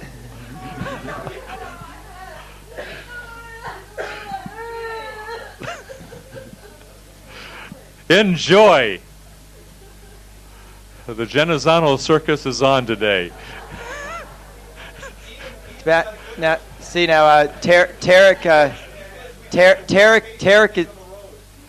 Tarek's one that's always looking for a good business opportunity, and he back in Pennsylvania, he had the idea that maybe you could like copyright these word patterns and get royalties on it every time somebody says them. But see, the problem with that is you'd get a real conflict of interest when you were facilitating because you'd be telling people to say it again. Make a 30-minute tape of that word pattern. I was just coming up with the idea of taking the show on the road, Like we could take the worst case people and get tiered seating. Everyone would get healthy and we'd make money. It'd be great. So that's French. Take it to France. So I was working with that word pattern, it hurts to love, and there were all sorts of other word patterns that tied in there, like it hurts too much, there's too much pain, it hurts so much to love. What were some of the others? I might add that for those people who have been through the V&C classes back in the early 1980s, these were classic Atlantean implants. I'm not going to say anything more about it now, but these were classical Atlantean implants used to control people. It hurts to love. And the more you love, the more you're going to get hurt. And it's a controlled, computerized mechanism to give you pain every time you love a little bit. Of course, I'm not going to mention anything about that because some of you may resonate to that right now, and I certainly wouldn't want that to happen. And we certainly wouldn't want to do anything to intensify your healing crisis. Doug, would you repeat that, please? And we certainly wouldn't want to do anything to intensify your healing crisis. Okay, now Doug, go into instructions. I want you to stand up now. You're no longer vibrating. Okay. The knees are probably no longer jelly weenies. Yeah, they're doing all right. I got, yeah. Leave me alone and just go away. Leave me alone and just go away. What would that do in relationships? Every time you loved, what would happen? Well, every time you love, what happens? I always get hurt. And every time you get hurt, what do you say? Well, it's you get to a certain point. I went back through a bunch of different memories from when I was like late teens, early 20s, different relationships, and a little louder, Doug. I went back through a number of different relationships that I had in like my late teens to mid 20s, and I would see every single time I get to a certain point where I was going to be hurt. Like I know something was, I know I was going to get hurt, and I guess the equation that's there all along is the more I love, the more I hurt. So you set that up for yourself. So in a way, it's like you're expecting to get hurt even before you do get hurt. And so part of you is looking for that all along. Part of you is you're expecting it. So that's what you get. Okay, now I'm going to take Doug through an understanding of this. Look at the word pattern from a victim point of view first. And you have to see it from the victim point of view. The more I love, the more I hurt from a victim point of view. Mm-hmm. And then after you look at it from a victim point of view, you will turn that around and look at that from a causative point of view. The more I love, the more I hurt. But it's no longer a victim. It's an outer energy flow. The more I love, the more I hurt. And you'll find many, many people out there who say they love somebody and then deliberately they go and hurt them because the more I love, the more I hurt. And I want Doug to analyze this now because this is common in every person. You look at it from the victim point of view, first of all. You got that in your notes? You look at it, the word pattern from a victim point of view, then turn around and look at that from a causative point of view, and you can see in our actions by what we do on one hand and by what we don't do on the other hand, how other people are hurt by what we say and by what we don't say. And oftentimes what we don't say makes more noise than what we do say. What we don't do makes more noise than what we do. You follow what I'm saying? So it's not only what we do to a person, it's what we don't do. And we justify it because we're into the reactive pattern. Doug, I want you to give a very heavy-duty essay on that now. Well, I could see in a couple of relationships that I had in my late teens, early 20s, where when things kind of came to a stop, that it was very, very painful for me. And I'm sure reactively I already had the pattern before that, so it's not like the pattern comes from those experiences. It's just repeated in those experiences. But the pattern of the more I love, the more I hurt. And I remember in particular the second time around, which was a relationship that lasted for about 2.5 years, and we were both in university, and I was about a year old. I was a year ahead, and so when at the time that I graduated, my girlfriend was going to leave to go to. She's going to go take a semester abroad. So the relationship kind of terminated. It didn't really terminate right then, but it just kind of got like, I don't know how to explain it exactly, but it was like she was going off to Scotland, and I wasn't quite sure what I was doing, and it was very, very painful for me, and it really took. It took me quite a while, maybe 6 or 8 months, to really let go of her, and there was a lot of pain, and like most pain, it's pretty well self-inflicted. And That was self-inflicted pain. Now take a look and see what you did or what you didn't do to inflict the pain on the other person. Well, I'm getting to that. Okay, I'm just making sure. So I remember at the time when I hit a certain point that I really realized, and I had pretty good memory of this today, I hit a certain moment in time when I really realized for sure that this person and I were not going to be back together ever again. And that was very, very painful. And I think I hit a point where I really basically made a decision that I wasn't going to love because I didn't want to get hurt again. So I really shut myself down there. And what does that do to the other person? Well, what happened after that is in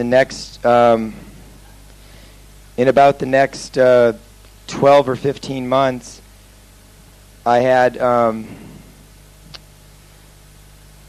I don't know, about, let's see, I had about four or five different relationships, sequentially. I was kind of traveling around a lot, so I'd be in different parts of the U.S. and all, and I had a series of relationships, and in every one of these relationships, I didn't really love the other person. I mean, I liked the other person, I was compatible with the other person, but I never really allowed myself to love any of these people because I didn't want to get hurt.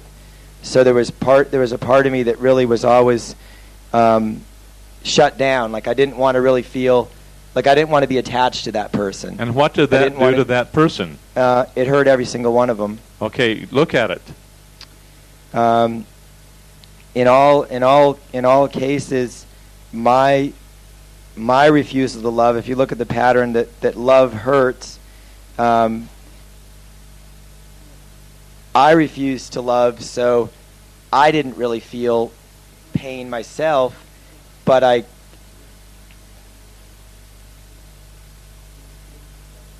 that's the next chapter. Stand up, Doug. I want you to get into this. Don't let you off the hook on this one. But in all these relationships, the other people went through a lot of pain, and because each one of these women became very, very attached to me, and it was sort of like the roles were reversed, because in my previous relationship, I'd been very, very attached to the other person, and the other person really never really allowed herself to fully love me. It's not quite as black and white as all that, but essentially the other person for this first relationship, she never really, really let me in. She never really let me in, so I got hurt a lot, and I think she kind of didn't as much. And so in these subsequent relationships, it was sort of like I was playing her role, where I was the one that was like not really loving, and so all these other people were getting hurt. Let's stop for a minute, Doug, and take a look at this. The principle here is there never is a person who is a victim without, first of all, them occupying the exalted position of being the victim maker. Now consider that. Now you go clear back to the beginning of time itself, from the time of separation from God, where all of us became individualized. From that time on, there has never been a victim without the person, first of all, being a victim maker. I want you to look at that in relationship to these word patterns that you have, because you're still looking at the word patterns as being hurt first. Well, I think it's just a healing crisis. If you're a victim maker first and then you're a victim, it would seem like when you're going back through it, you're going to re-experience being a victim before you re-experience being a victim maker. That's correct. Now I want you to keep your eye on looking out and finding how did you start the whole rigmarole, and it's not going to be in this life. No. But the thing is, I want you to keep your mind on that. I want all of you to keep your minds on it, because never for any of us will we ever be a victim without first of all having been a victim maker for somebody else. And that is the source of our individual confusions, because we always want to put the responsibility out there, they did it to us. But when we're responsible, we find out, boy, we're getting our just desserts. There are no mistakes. The karma is divinely sweet. I hit a point after I had these 4 or 5 relationships in a row that all kind of went the same pattern, where I didn't love and the other person got hurt. I hit a point where I just felt so badly about that I just really went through about a 2 or 3 year period where I didn't get in any relationships at all, because not just that I didn't want to get hurt, but I didn't want to hurt anybody. So I just kind of abstained entirely, and that was really for about 3 years. It's like I just sort of pulled back. I mean, I could relate to people on other levels, but I just kind of didn't relate to people on a romantic level or on that level at all. And this is where you have a false celibacy, where a person can very, very easily enter the monastery because they don't have to face up to relationships. One gentleman went knocking at the monastery door after he lost his job, after he wrecked his car, after his house burnt down, and then his wife and children left him, and he was all by himself, and so he went knocking at the monastery door and said, "I'm ready to enter the monastery." The wise old monk looked at him and says, "You go down, you get a job. You go down in the valley again to the city and you get a house. You build a house, you get yourself a little wife and a family, and then after you've done that, and after you have really taken care of your wife and your children and so on, then you're ready to renounce all these things and come back to the monastery." Now here we are in that same boat, folks. Oftentimes we are ready to enter the monastery after we've lost it all and after we have no feelings. Let me say this and put this down as a law. It's a lower law, but it's real. You can't give up what you haven't got. You can't give up what you haven't got. You've got to go through the emotions. So you have the emotions so you can master and control and let go of being attached to the emotions. And that will follow through with every other thing in life. You can't give up a family and a wife and a relationship and go into a higher order of celibacy or whatever you want to go to until you've mastered that level of activity. Just please consider that. And what Doug is looking here at carefully is the shutting down of receiving love, the shutting down of giving love. And you see the pain that he went through? You see the pain that he went through, that Doug has gone through here. That's physical, burning, searing pain. Is that correct, Doug? Like I was having a heart attack or something. That's correct. Now, Maggie, I'm going to call you into it right now. What happened? You stand up, Doug. I'm not letting you off the hook yet. Now, Maggie, you feel Doug's chest, and you give a report on the restructuring of Doug's chest during that time.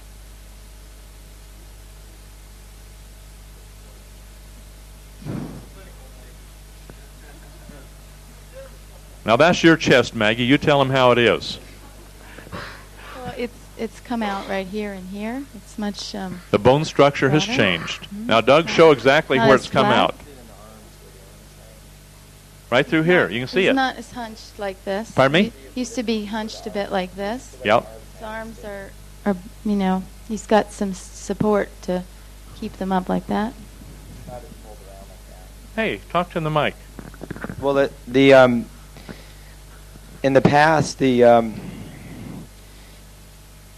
like when I was first sitting up here, Donna came up and suggested I take my hands away from my chest, and that's like protection, so you don't feel the pain, so I drop the hands down. And I've always had a tendency to have shoulders that have kind of rounded in a bit like that, and that's all just protection for the heart, so you don't have to feel the pain. And I've noticed in particular that it's always been more on the left side or the feminine side, so I'd be more protecting myself from the women folk. And I've always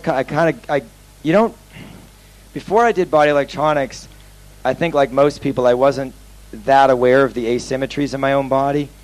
And I started to notice as I did more and more body electronics that it was quite obvious that my left and right arm were not symmetrical, that my left arm was much further forward like that than my right arm. And I could never figure out why, because I didn't have any memories of any injuries or anything like that. And one time a few years ago, I saw a picture of myself when I was about maybe 5 years old at the beach, and you could see it even then as a little kid. I already had the left arm forward there. The left arm was already further forward than the right arm. So I suspect that was there, that pattern's pretty well been there for a long, long time. And I noticed that, when I do start to shut down, that gets worse and worse, and I get a lot of pain in the back and all that, and I start wrapping forward like that. And then, of course, if I go like this and throw the shoulders back, it just makes everything hurt more in here. So there's a lot of stuff locked in there.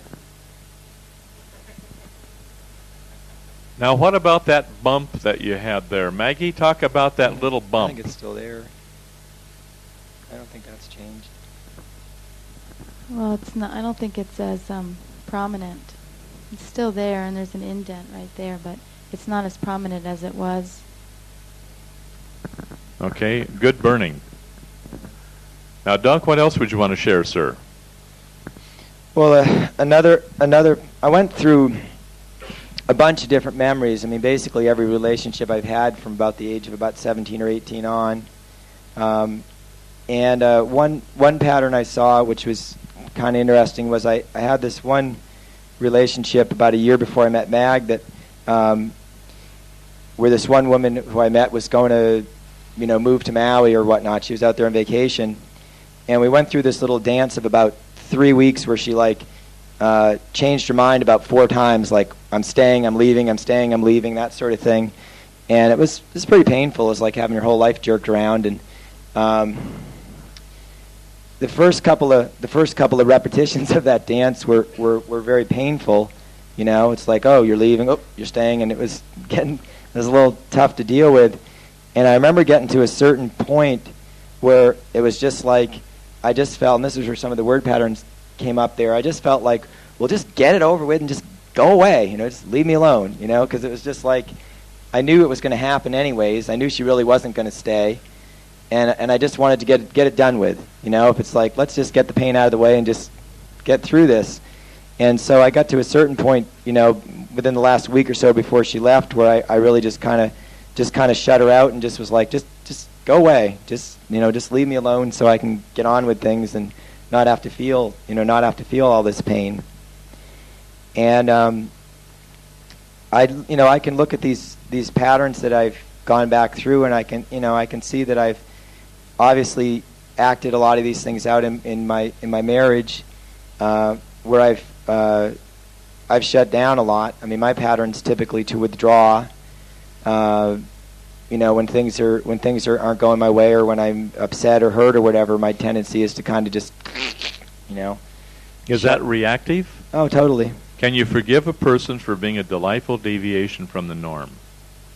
We all have these. Yeah.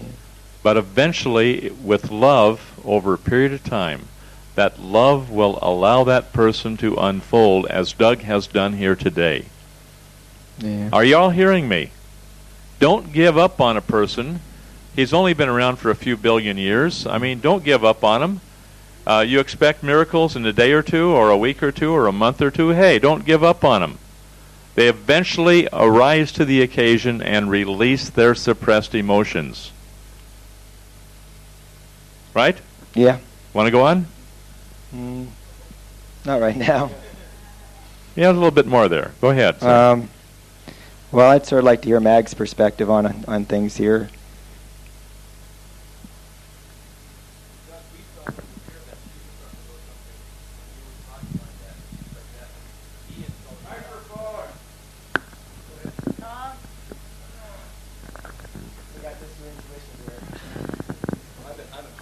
Don't tell anybody. He's Wait until Tom goes through his healing crisis. We'll all be there for him. Thanks.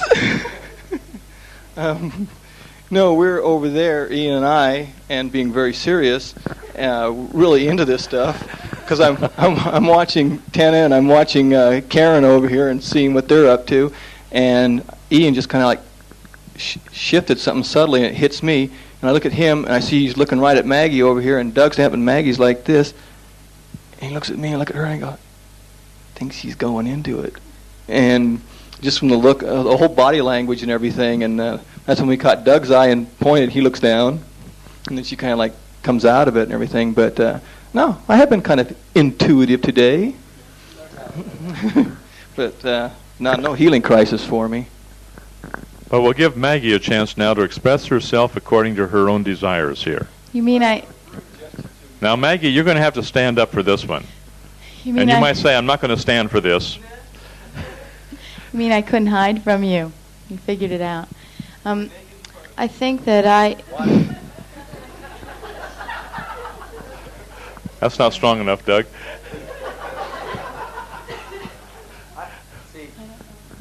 The thing about it is we'll still be handling the cranial assignments, Tom, so watch it.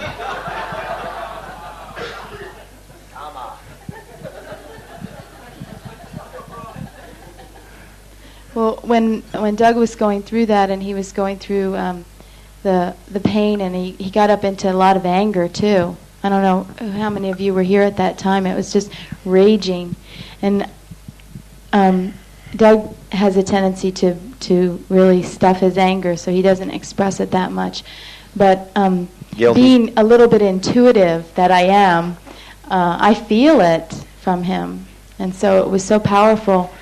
It almost knocked me off my feet, really, when he let it out, because when he's going through that pattern of it hurts too much to love, and he's closing down on me and pushing me away, I feel that the anger and resentment there from him, even though he's not saying it or not doing anything outwardly.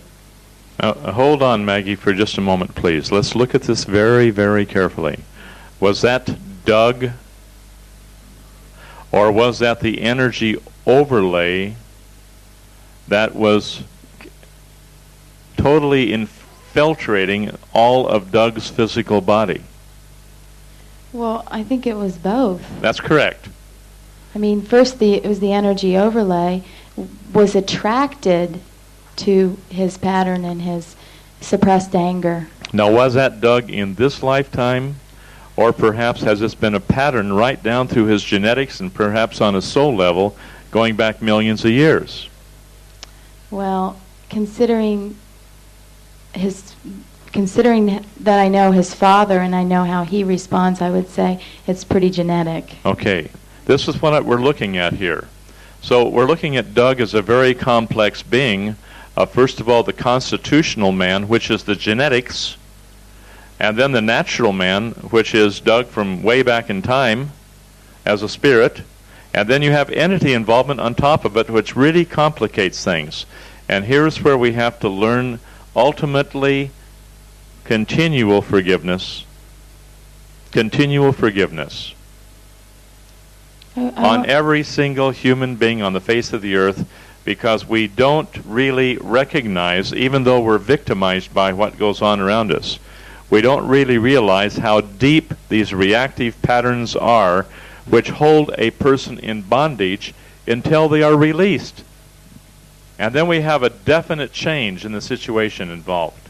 Welcome, sir. Jan, welcome, sir. Jan Bowman from Sweden.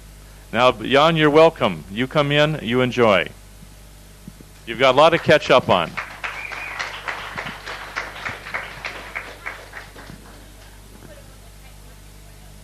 I just want to say something. Now, I've been recently been going through a lot of memories and a lot of when I was a child with my father, and how I cut myself off to him because a similar pattern. I just want to say that while I felt the victimization of what Doug was going through and him shutting me off, I can see in this lifetime how I made a choice not to allow myself to feel, because my father left several times because he was in Vietnam for 2 years when I was a child, and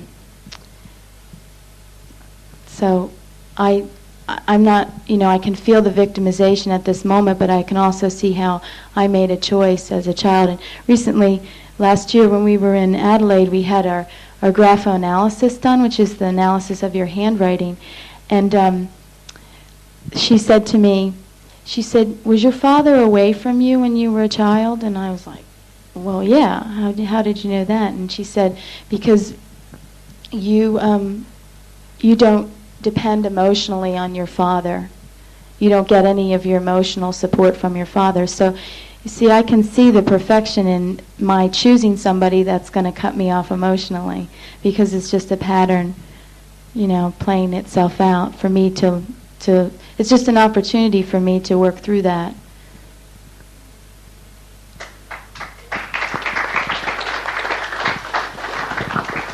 And we grow. Doug, anything more you want to say, sir? You sure? Anita, anything you want to say? Anything anybody wants to say? Pamela, come up here, please. I just love the way, I just have this feeling.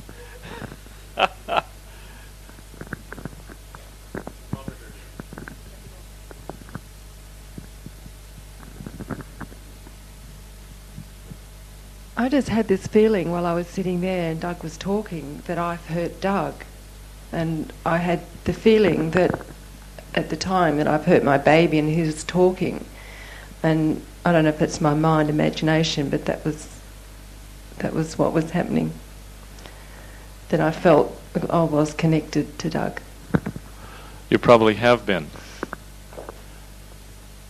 Anything more? No, that's all. Thank you. I have the distinct feeling somebody really wants to express themselves. Who is it? Who wants to share and who wants to talk? Feel free. Feel free. Who is it?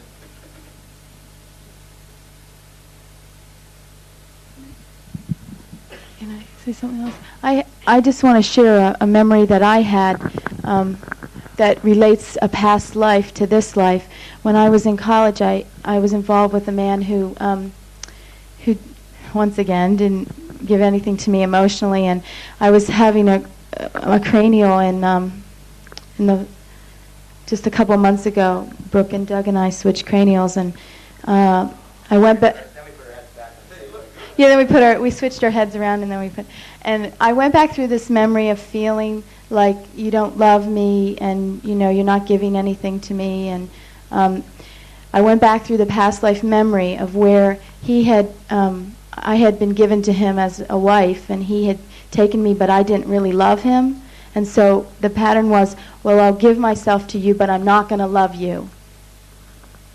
So I allowed myself to, I was in that situation, but I cut off my love from him, and I said, I'm not going to love you. And so this lifetime around, that's exactly what he did to me. And I just saw how perfect it was, and how I was just, my whole attitude about that situation changed. I could see how I wasn't really a victim. I was just playing at my karma and serving in that moment, in that situation.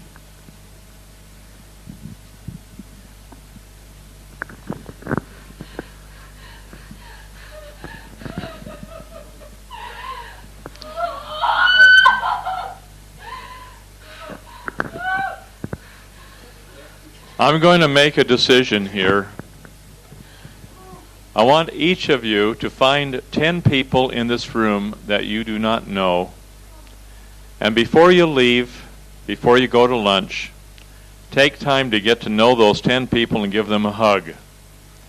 Don't hug the people you know. Give a hug, just a hug for the people you don't know. And let's see what we can handle here to clear the room. And Maggie, would you take the moment here and just clear the room? We've had a very, very intense morning. We've had very intense emotions. It's going to take a while for a lot of these things to clear down and settle down. May I just ask a show of hands? How many people are still vibrating? I see a show of hands. And this is happening. How many people are still burning? May I see a show of hands? Okay, we're still having that going through. And how many people feel a lot of deep emotions running through their system? That's about everybody. And let's just take a little while and... Everybody but Tom, because he's a rock. But let's take a little time just to restabilize ourselves and just relax, get to know each other, and give everyone just a little bit of hug, and just heart to heart, get to know the people you don't know. Okay, now everyone's responsible. Don't wait. Now look, don't wait for somebody to hug you first. I find this happening. I find people sit back and sit by themselves waiting for somebody to make the first move. Analyze your motives and feelings and reactions and take a look and find out, are you a first mover or are you a one who sits back waiting for somebody else to move first? Now take a look at yourselves and look at your motivation, and you're going to find out a lot about yourself. But feel your reactions, feel your emotions, look at your druthers and look at your feelings and what have you, and enjoy Tom. The intuitive rock. Okay, now Maggie wants to say something. Decree. In the name of Jesus Christ and Saint Germain, Mother Mary, and all of the Ascended Masters, I command all entities in this room, around this room, at the Genazzano Center, to go directly to the light of God now. Feel that cleansing? That's simple. Thank you all. Now just give it. Okay, what we wrapped up with last night was fiber levels in the eye and various types of fiber distortions. So we got just a few more slides on that we're going to kind of zip through here. But basically, if you look at this eye here, you see you've got a fairly dark scirphrem out in that area. And if you sweep around in the eye, look for deviations from the norm. In other words, look for places where you've got swollen fibers, spread fibers, distorted iris fibers. Look for places where you've got changes in coloration there from one place to the next, different depths of the fibers and different colors there. Okay, Matthew, are we going to have somebody else do that, or are you going to carry on? Okay, thank you. Again, same thing here. You can see some different types of distortions. Now, one thing I do want to point out in this eye, you've got quite a number of these things, and this is probably the one that's most clear for you all. Do you see this right here? Okay, what color is that? Okay, this is pink. This is a blood vessel. It's what's known as a transversal. Normally, in the iris, you have the blood supply of the iris, which is well back behind the fibers, where you really shouldn't be able to see it, back in what's called the stroma. And when you have blood vessels that have actually come up to where they're either just behind the iris fibers or even in front of the iris fibers, this is where you've got yourself a problem in that area. Now, there are actually quite a number of other transversals here, like, for example, this right here. You see this one right in this area? But a lot of times they're not obvious to people. This one here should be fairly obvious because you can basically see the red or pink color of it. Whereas these other ones here, they still are more or less white in color, but one of the ways you can tell they're transversals is how do they look compared to the other fibers. Let's carefully define a transversal. One of the sure signs from the German School of Iridology is if you have a red blood vessel, which would be in an aberrant condition, it's in a situation which is out of, it's not where it should be. And you have this over the fibers like this, running up at an angle over the fibers that usually come straight out from the pupil. This becomes what they call a transversal. If you have a blood vessel which is white, which is usually straight like this, or like this coming up through here, where they are not cutting over the fibers, then these blood vessels are not necessarily in a position where you have a danger sign. But if you have a blood vessel cutting over, this is always an indication of a propensity of the individual to have a cancerous condition. Please keep that in mind. You got that? Now this will be a white line, just a white line. That is not really called a transversal. It's just a blood vessel that you can see carefully, but it's not crossing fibers. When it crosses fibers, it's like water lines under your house at a right angle, or at an angle where it cuts over, and it creates a vortex of energy which brings about a depolarization or a breakdown in that particular tissue which is represented. And so therefore, this whole area in here, as Doug has pointed out, becomes an area that must be looked at very, very carefully, because that is where you need to work with that particular transversal and the area that it encompasses. And that's where you need to get a very strong 15 power and look down in there and find out where that transversal is. Now, let's discuss this very, very carefully now. For example, we have had this in the breast area. May we have it very quiet, please? I want you to get this. We have had these transversals in the breast area, and this is where I want you to look very carefully to where we've had some breast tumors, for example. Now, the fiber sits, to begin with, all the way over the fibers, which we will call that portion of the central nervous system that goes from the autonomic nerve wreath on out to the limbus. Now, basically, these are physical objects. When you get the burning, searing pain through the chest and in that breast area, which often comes with the proper application of the triple axis clavicle that we'll be getting into next week. Now, when that's done properly and we get searing, burning pain, after that is over and done with, this red blood vessel is no longer sitting on top of the fibers, but has moved down below the fibers into the lower part of the, what we call the posterior portion of the iris of the eye, and it disappears in many cases from view. Are you following me? You understand me? It moves through, mass moves through mass. How can you take a blood vessel on top of the fibers and then 20 minutes later that blood vessel is clear down below the fibers? It's moved down through the fibers. Now you explain to me how a blood vessel on top of the fibers can move down through the fibers in a posterior position below the fibers. It's actually like taking a garden hose and moving it through another garden hose at a right angle. I mean, how can you do that from a scientific point of view? The concept is you cannot. Are you with me on this? It's difficult to explain this from a scientific point of view, except dealing with the concept of biological transmutation, where you're dealing with a whole different ball of wax.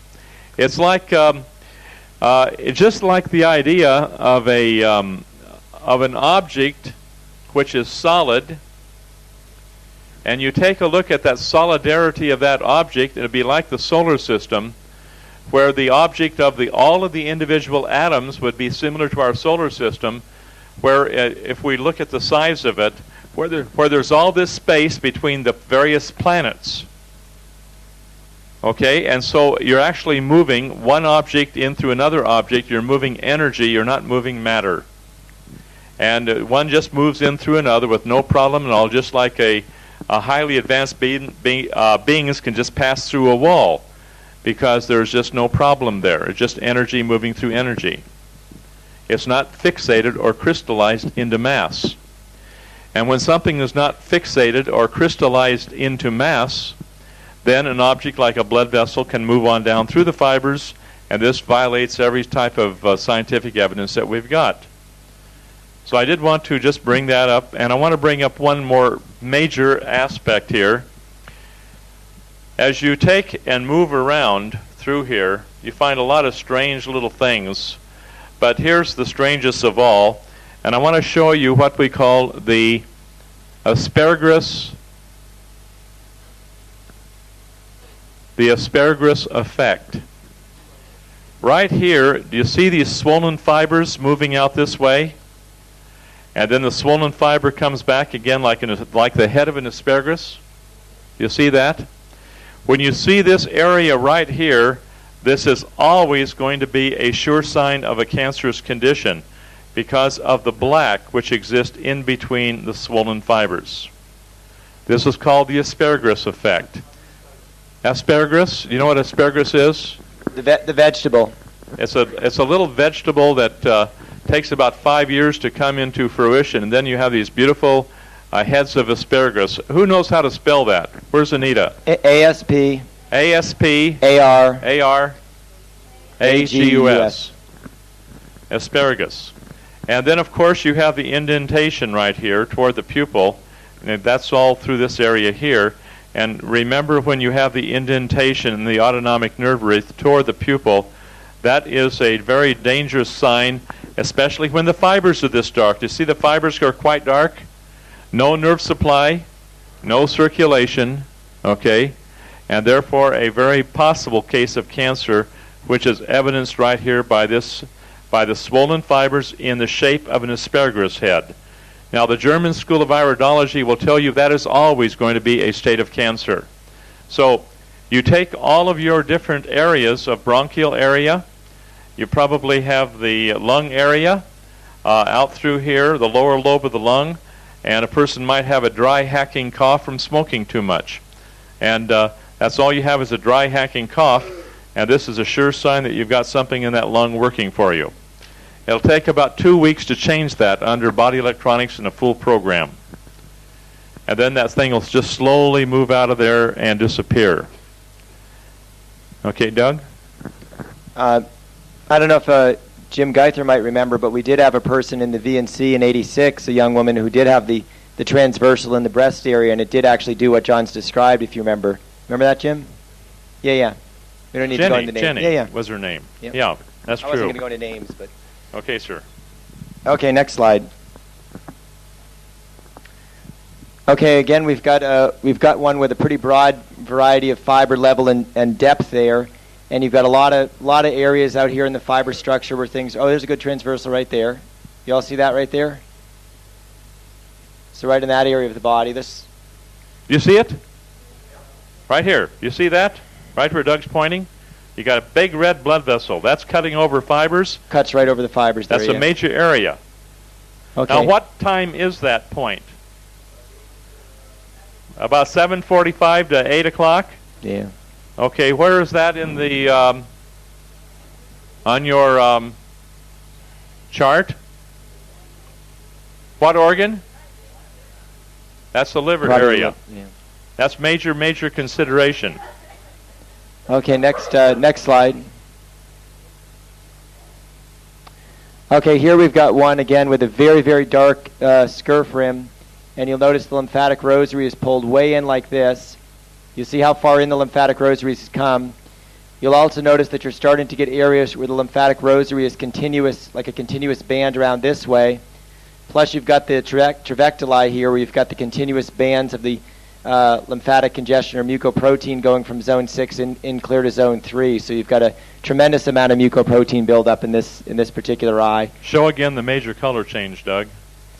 Over in this area, you mean? Yes, sir. Yeah. If you sweep around, remember the thing that you always want to do in an iris is don't just compare it to the mythical perfect eye, but compare it to itself and look for deviations from the norm. And as you sweep around in here, this is a very obvious area all through here. And notice how the black or real dark coloration from the scurf rim is moving in this way and virtually coming in contact with the dark that's from within inside the eye.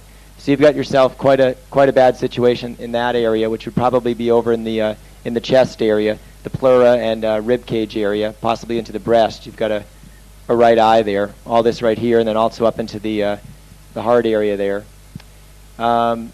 Okay, next slide. Okay, now we're getting into the nerve rings, which are these concentric rings right here. You all see that? I think it's pretty obvious here. Main thing you want to do with nerve rings is this is how you tell how old a person is. You just count them. But other than that, they do have a few other uses. A person that's got nerve rings will have a tendency, compared to other people who don't have nerve rings, they'll have a tendency to get more stressed out over things. You'll find in different texts these are sometimes called nerve rings or also stress rings, occasionally even cramp rings, or even neurovascular cramp rings, I think, in some of your texts, but we usually would say nerve rings. You want to look at a couple of different things here with respect to the nerve rings. You want to look at where they begin and end, Like for example, you've got a nerve ring that terminates right in this area. You follow down through here. You've got a few nerve rings beginning and ending in that area. So one of the things that you want to look at is the termination points of the nerve rings. Because if you have an area where you've got several nerve rings that are terminating all in the same area, that's going to tend to be an area in the body where a lot of the stress is going to tend to get triggered. Another thing you want to look at with the nerve rings is what zone are they in. For example, if you had a person that had nerve rings out in zone 7, how would you expect that person to respond under stress? A lot of skin eruptions and rashes and acne and all sorts of things. You get a person with a lot of nerve rings, say for example in zones 4 and 5, where you've got a lot of the muscle and bone sort of thing, that might have a lot of problems in terms of musculoskeletal type situations under stress. Arthritis, joint problems, muscle problems, bone problems. You might have a person who's got nerve rings in zone 3 where there'd be a lot of problems with the endocrine system, the hormonal secretions, the emotions would tie in there. You might be in zone 2 and you might be dealing with the intestines where under stress the digestion would really act up. So basically you want to look at the location of the nerve rings. On a nutritional level, in the past we used to recommend extra calcium for nerve rings, but that's been reassessed somewhat in light of the more recent information that we went over last week on the need to have high levels of magnesium compared to calcium. So at this point, I think you're probably better off doing a lot of extra magnesium with the nerve rings and using your chlorophyll, your wheatgrass juice, your barley green, and other things that are going to be rich in the magnesium. On your nerve rings, we had a family in West Virginia with 9 kids. One of the 9 kids was on marijuana, and he did not want to go on a program, didn't want to have his points held, and he wanted to stay on his marijuana, but he had the greatest number of nerve rings. He made a decision and a commitment, and that was to lovingly and willingly endure all things from that moment on, regardless of what the conditions were in which he would find himself. And by choosing with commitment and intent to lovingly and willingly endure all things, in 1 year's time, all of the nerve rings were completely gone. Now, when you're working with a person, in discussions with some of you, you are still putting too much emphasis on what herb are you going to give the person, what nutritional advice are you going to give the person, and so on. I believe that when you got the nerve rings, you simply teach the person how to love, you teach the person how to forgive, and you educate them, and you educate them, and you educate them until they can lovingly and willingly endure all things. And then, no matter how bad the pain is when they go through a healing crisis, which this young man did, just by loving, then the nerve rings will gradually and completely disappear from the iris of the eye. And this has indeed happened, in fact. Sama? From what we have up here, how can you actually determine the insertion point of a nerve ring? I have the thing here, Doug. Okay, as you're looking here, if you're looking very carefully at this point right here, Sama, see this is your radii solaris. The radii solaris shows a lowered electrical potential in the tissue wherever this is found. This will be right in the kidney area. And it'll go right up through the adrenal area. It'll probably originate back up here in the sigmoid colon somewhere. Now, the person here will have a lot of kidney pain when he gets upset, because you look at where the nerve ring begins and ends, like here. It'll begin and end right here. This will begin and end here. This will begin and end here. And these are not continuous lines, if you notice. And so the person will have pain in the kidney area. Now, if you look over here, this line literally goes through the radii solaris. And so here you have a different situation. And over here, you will have it in the back area. You'll have a lot of problems in the back area, because the radii solaris will begin and end in the back area. So you could have maybe a curvature of the spine, which you would normally have. You'd have to look at the scleral lines that we haven't got into yet to determine that. But you will have the pain and the muscle tension in that area. So, but the basic idea is you look at where the nerve ring begins and where it ends, and there's no way to tell where the difference between beginning and ending. But you check the zone area. This would be in the muscle bone area, so you know that you're going to have a problem there. This would be in the organ area, okay, of the kidney.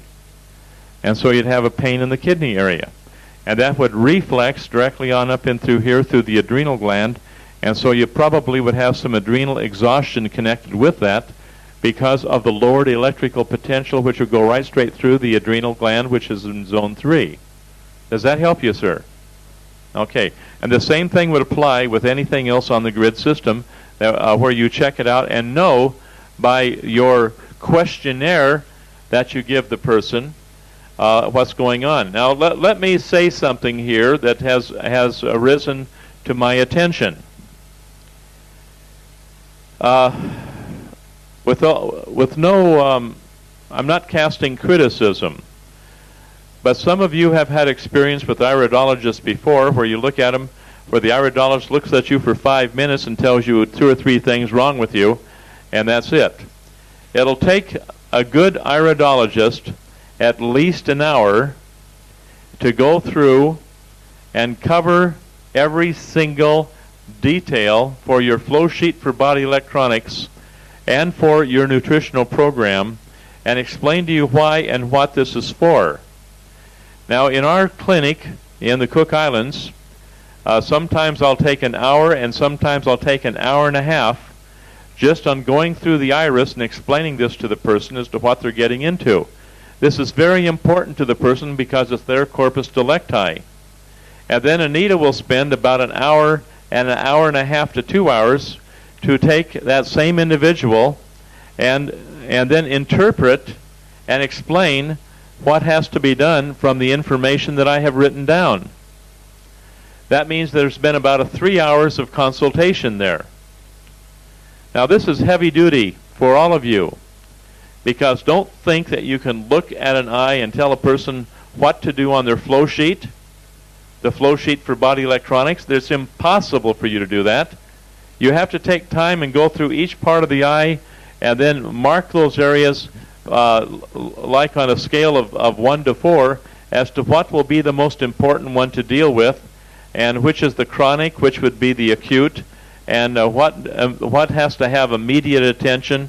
You've got to do it properly because that flow sheet's going to be very important for the individual. You just can't do it on a slapstick lick and a promise. There's too many things to look at, and these are far too important for the individual to be slapstick on. You got to take the time and do it right. Okay, next slide. Okay, again, we've got quite a few different nerve rings here. We've got ourselves a right eye. This area right here, for example, would be a place where you've got a number of nerve rings that would be beginning and ending, and that's probably in the area of the vagina or penis in that area and going on up into reflexing into the prostate or uterus. Looks like you've got some interruptions in the nerve rings right in that area as well. That's the pancreas ovaries, and in case this particular eye, this is a person who's having continual pain in their right ovary. Okay, next slide. Could you come back one, please?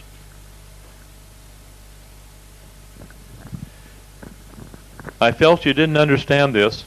You see how the nerve rings begin or end right at this point right here at 7 o'clock?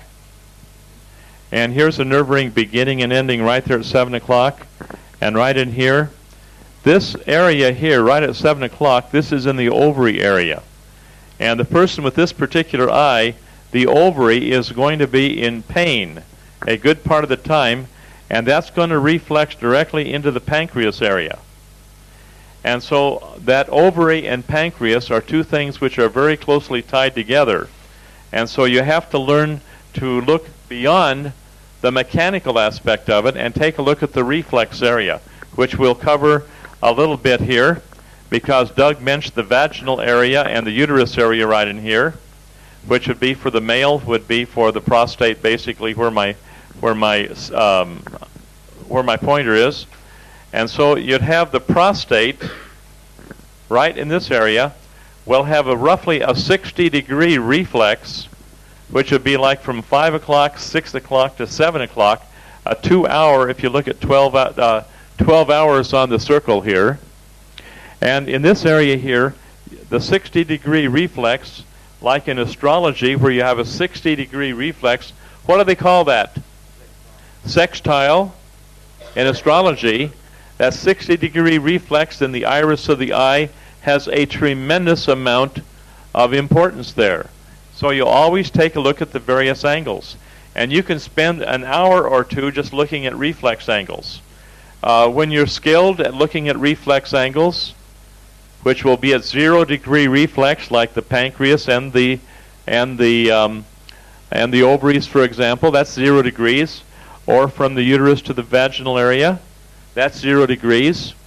But you also have 180 degrees, which is directly opposite. You also have your 90 degrees, which is the same as square. What's 180 called? Opposition, right? And so you have your opposition at 180. You've got your square at 90 degrees. And then you have your trine at 120 degrees.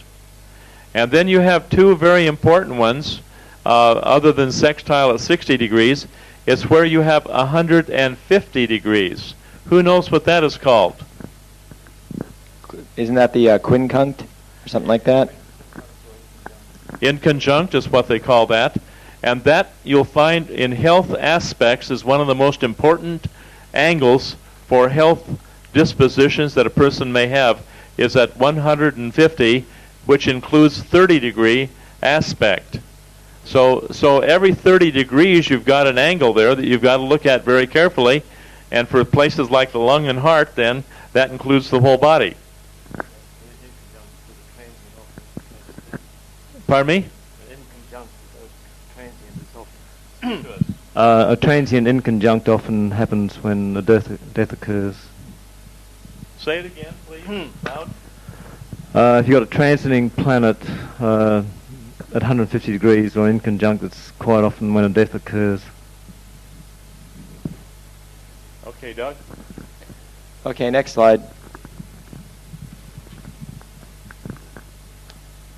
Okay, again, a number of nerve rings through this area. You've got some right up in this area, beginning and ending. Let's see. Probably some right up in about that area right there. What zones are a lot of these nerve rings in? You got quite a lot of nerve rings in through zones 4 and 5 there. I'll go to the next one.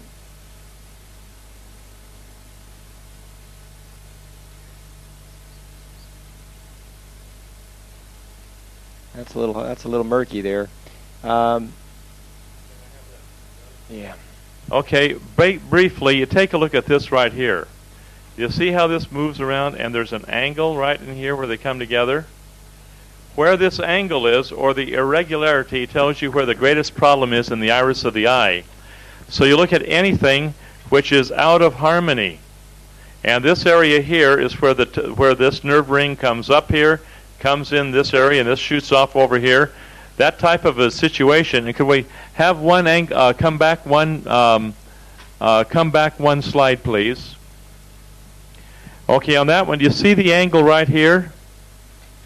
Okay, here's the nerve ring coming around through here, and where the angle comes in right here, this area right in here, which actually ties into this particular radii solaris, would be one of the most important things to put down on your chart, because everything is out of sync right here. Now, likewise, where you have your nerve ring coming around over here, and then you've got this tremendous change of positioning in here. Right in here would be another area that you want to look at. So you take a good close look at the deviations from the norm, and where you have the deviations of the norm is where you go to determine what those nerve rings are indicated, and that goes down on your flow sheet for body electronics. Okay, next one, Matthew. Okay, and as John pointed out, you've got the angle right in this area. When we hit the next one. Okay, this is going to be a cataract there, and as John's mentioned earlier, you get some really kind of a nice crystal formation, and I guess the saying is the microcosm resembles the macrocosm, so we kind of got Saturn with the rings around it right there. You all see that little cataract there? What shape? What's the shape of the autonomic nerve wreath? We've got ourselves a good square there. That's probably about it on this one for now. May I have the lights on for a moment, please? Open the doors for just a minute.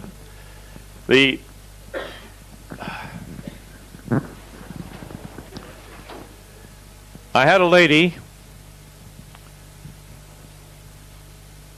up in a place called Lowell, Michigan, in the home of Tim Huffstadter. He had a large home and he had a large basement where we had a seminar with roughly 50 people. And Tim and his wife, Marushka, were just beautiful host and hostess for this large group of people. And one man that showed up was a man by the name of Lauren Royston. And Lauren was the gentleman in Kalamazoo whose eyes turned from dark brown to blue in 24 hours when he went through his healing crisis. You've all heard the story.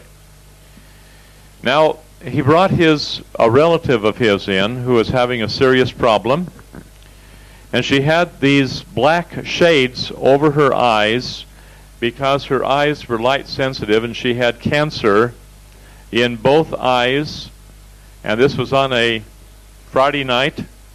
She was due for an operation to have her eyeballs removed on Monday, and she was scheduled for an operation. Now the cancer was in both eyes, and she was afraid that the cancer would spread and go into the brain and kill her. Okay, here's wherein, and I want you to listen to me very carefully, here's wherein you do a lot of praying. Because normally, if a person were to come to me with a cancer in both eyes, I would probably treat her, first of all, with a heavy program for 3 or 4 weeks, if I could, before, and get her going on a program. And then I'd probably be sure to get her involved in point holding as soon as possible. In this case here, you pray, and then you get a feeling, and you act on your feeling. And so I brought her up in front of the room, and I checked very carefully the second cervical as you call it, second cervical vertebrae, and I would begin working on the calcification there. And I had her visualize, and I told her what to do. I said, just do it and don't question. I don't have time to explain now. I had her visualize the violet flame, and I had her look for word patterns and thought patterns and experiences as I pressed extremely hard on the second cervical vertebrae. Now, the pain went from the second cervical vertebrae, and the fibers, or the nerve fibers, go into the occiput area and then back up through the brain into the eyes. And that's exactly where the burning went. It went from the back of the head and the occiput, which is the visual area of the brain, and then went forward through the brain to the eyes, and the eyes began to burn with the word pattern, I can't see. Now let's look at what I discussed with you this morning. You first of all look at I can't see from a victim point of view, where I can't see, which is absolutely obvious because she couldn't see, to where it goes back into a causative point of view, I can't see, where she created the I can't see with the not wanting to see. You follow me? So I first of all had her repeat the word pattern, I can't see, as both eyes were burning. Cataracts were in the eyes. The eyes were white. You look inside the pupil of the eye, it was just all cataract and all white like a cotton ball. You follow me? You know where the pupil is? You look in through the pupil, and there, back in the lens of the eye, is a great big cotton ball where the cancer was, right in the lens of the eye. And it just covered that whole area. The eyes burnt for approximately 45 minutes, if I recall correctly. And that was a Friday night. Pardon me. That was Saturday night, I'm sorry. Because we got her on a heavy program Friday night and Saturday, and when we worked on her on a Saturday night. Both eyes burned. The calcification on the second cervical, where the nerve supply goes to the eye area, that calcification dissolved away gradually over 45 minutes, burning all the way in the eyes. With the word pattern over and over, I can't see. And then I instructed her to look at the obvious I can't see and switch that round from a seeing is believing type of thing to a believing is seeing, where I can't see, and she reached through with word patterns I don't want to see because of certain things that she experienced in her life. And she went through that with like a trooper. When the burning was complete, she no longer was light sensitive, and she took off her black shades. And she claimed she could see perfectly clearly. Now that took a long time at the end of Saturday evening, and I remember clearly on Sunday she came with a little prayer book where the print was so small I could hardly see it, and she asked if she could read from her prayer book something for Sunday morning for a worship service and right during the seminar. And I certainly welcomed the idea. And she, without any problem whatsoever, before she couldn't see a thing because it's just like looking through white cotton, as she described it, she could see perfectly clearly. That was on Sunday. We continued on with the seminar on Sunday and going through the principles of health in the human mind. And she went to the doctor on Monday, and the doctor was absolutely surprised because here she is scheduled for an operation, and she had absolutely no sign of cancer. Both eyes were perfectly fine. Needless to say, about 2 or 3 years later, she died of kidney cancer.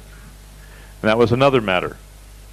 But the thing was that she stopped the program because she got her eyes fixed, which was her goal, and she stopped the program. But she didn't go on with the program to clean up her computer, her body computer, so that she would be free of all other imperfections. Are you with me on this? Pardon? I don't have any idea about karma in this matter. I don't know. All I know is that the word pattern that she had, I don't want to see and I can't see, on the causative end, became then crystallized and manifested in reality with her cataracts and with her cancers in both eyes. And she reached a point where I don't want to see. And then I can't see. Now that's what you look at. You take a person from a victim point of view, and then you gradually go into, from a victim point of view, into a causative point of view. Now with all due respect, we create things for ourselves in this lifetime which are manifest perhaps from some thought forms that go back from many lifetimes prior. Now we saw that today. Okay, we saw that today, where we went through many thought patterns which went back to a prior lifetime or series of lifetimes, which then were made manifest in what Miss Hersons went through in this lifetime. Are you with me on that now? Now karma, yes, but how can we judge the whole circumstances behind what brought the condition about.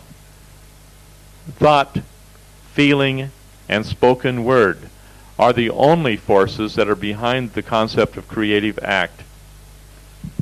What I meant by karma was not literally like that, but in Autobiography of a Yogi, which Anita's talked about a lot, and also some writings on Sai Baba, they both mentioned in there where they brought people back from the dead to give them a second chance, and the people never raised their consciousness, and they both died again within, I think one guy that Yogananda raised died within a year, and the same thing with Baba. And that's what I meant by karma. What I should have said would be raising the consciousness. You say we have to raise our consciousness to get past this, and it seemed like she got what she wanted right there, but didn't change the underlying thing about it, what caused it to begin with, so it went someplace else in her system.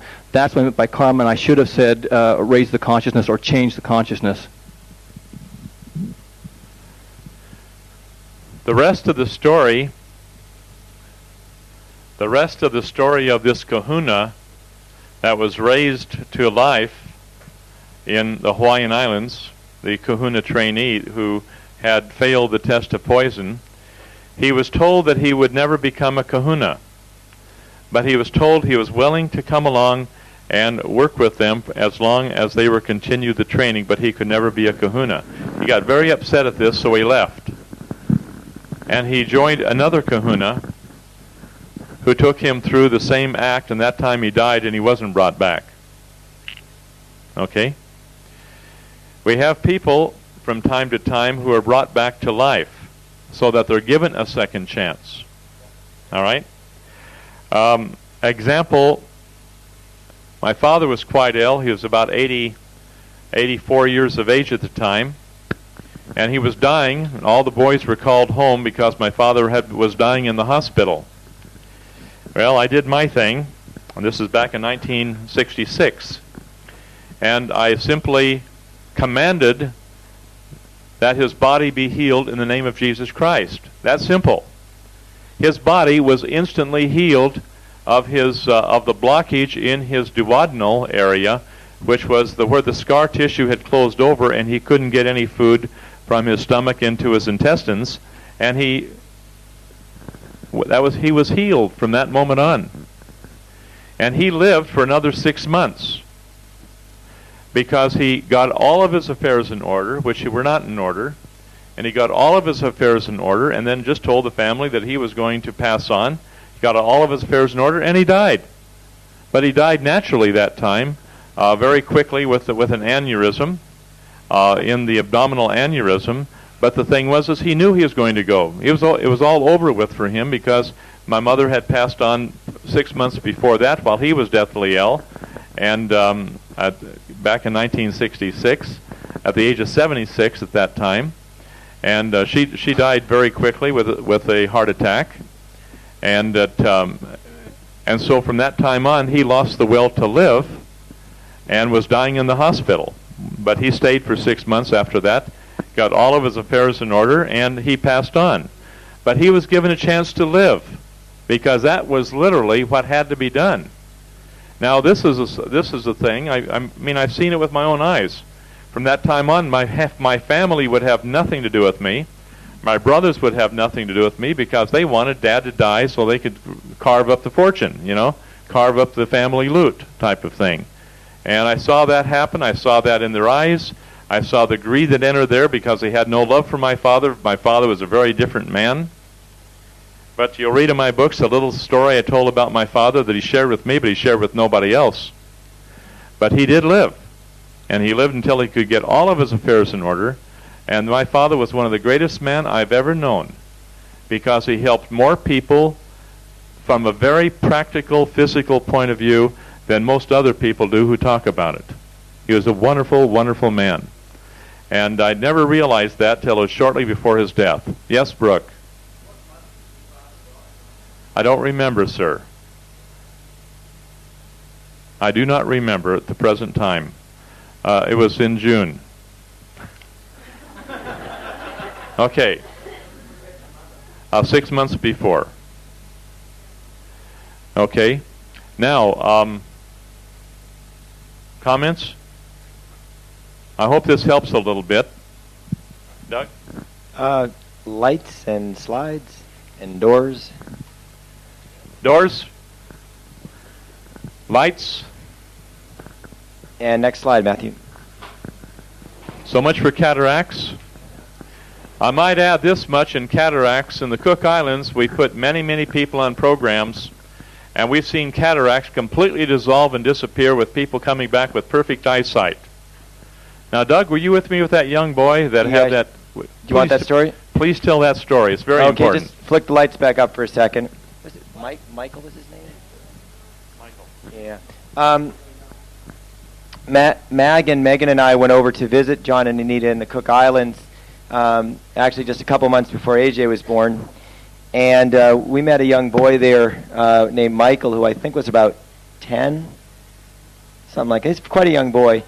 And we got there probably about a week or 10 days after you guys had started working with him, so he'd already made a lot of improvement. But his situation was he had this kind of... that his right eye? Left eye. Left eye. Left eye. He had a this kind of white, opaque type growth in front of his eye that basically obscured his eye, so that he was almost entirely blind in that one eye. Couldn't see anything. Couldn't see light. And I guess that had happened when he was living down in New Zealand. No, it happened in the Cook Islands. Okay. And the doctor in the Cook Islands said he'd be blind permanently. There was nothing that could be done in this particular situation because of the nature of the injury to the eye, and there was no way, because but the damage was not only on the surface of the eye. The damage had gone way down inside of the eye, where the entire eye was full of this white opaqueness.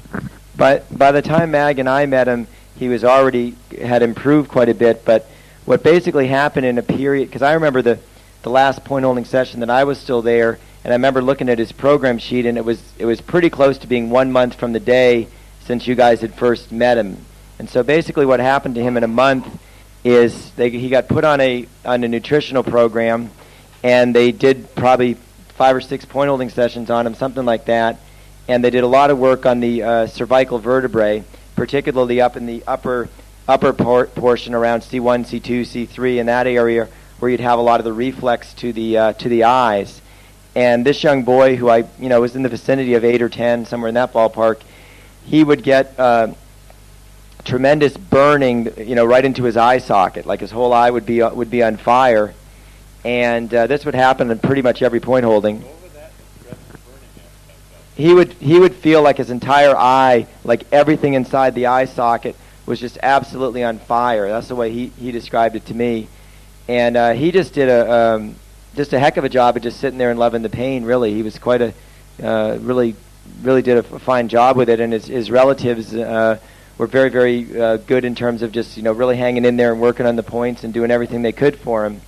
And basically in about 1 month's time, he had this huge white growth that totally obscured the eye to where he couldn't see anything.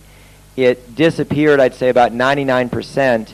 I remember the last time I saw him, which was down at the point holding hall, where he'd started off with that eye where he couldn't see anything, couldn't see light, he could cover his other eye and read a blackboard no problem whatsoever. I mean, he basically had perfect vision. If you used a torch in his eye and you knew exactly where to look, this is when I left, it might have improved since then, but if you knew exactly where to look with a torch, you could barely see this kind of little cloudy spot, and that was about it. It wasn't opaque or anything. I mean, the torch would shine through it, but it would reflect a bit, and that was all that was left after 1 month. Which did not affect his vision in the slightest. No, he could see perfectly. He had perfect vision, and shortly after that, with that little speck left, he went down to New Zealand, and they continued working with him in New Zealand. He was all right. I mean, there's nothing in there that would affect his vision in the slightest. And the doctors, of course, had told him that he would be blind for the rest of his life, that there was no hope, surgery wouldn't work, and here was a little boy who was condemned to being blind in one eye for the rest of his life. And in 1 month's time, he's absolutely perfectly normal again there. And the report that came back to me is the doctor was terribly upset that he could see, because it invalidated his diagnosis. He wasn't happy the boy could see. He was happy that they took him to me as a with body electronics, which he's terribly opposed to, because we had so many patients there and so many people were being helped. He couldn't handle that, and he was just so angry and so upset because the eye was perfectly free of any imperfection. Okay, I guess we'll go back to that was one of that made quite an impression on me at the time, and I think Maggie as well when we saw that, because it was just the fact that these people just, they pretty much just came to John. They trusted in the program. It's like they had that perfect faith, like no doubt in their mind that things were going to work out, and they just did exactly what they needed to do, and they got the job done, and it took no time. By the time I saw him, it had only been 10 days since you guys met him, and he was already probably 2/3 better. We've had a number of people with cataracts who were totally blind. They couldn't see a thing, and within a week or two, they could see well enough to walk around. They could see the coconut trees out there, the car in the distance, and whatnot. And within a month or two, there was no cataract. Remember that old lady? Now, most of the ladies with and men with diabetes, they would have cataracts along with that. And you'd find, if you look in the eye chart, you'll find that the the eye itself is 180-degree reflexed to the pancreas. And so you correct the pancreas in many cases, which we did, and the eyes straighten out. Because of the diabetic condition, you will have cataracts as a result of your diabetic condition. So one of the things which we'll talk about more in body electronics is if you have your cataracts, you definitely work on the pancreas points as well as the eye points, and then the eyes straighten out and the cataracts go away. Okay, if we could get the next slide up there, Matthew, and the doors and the lights as well. Thanks.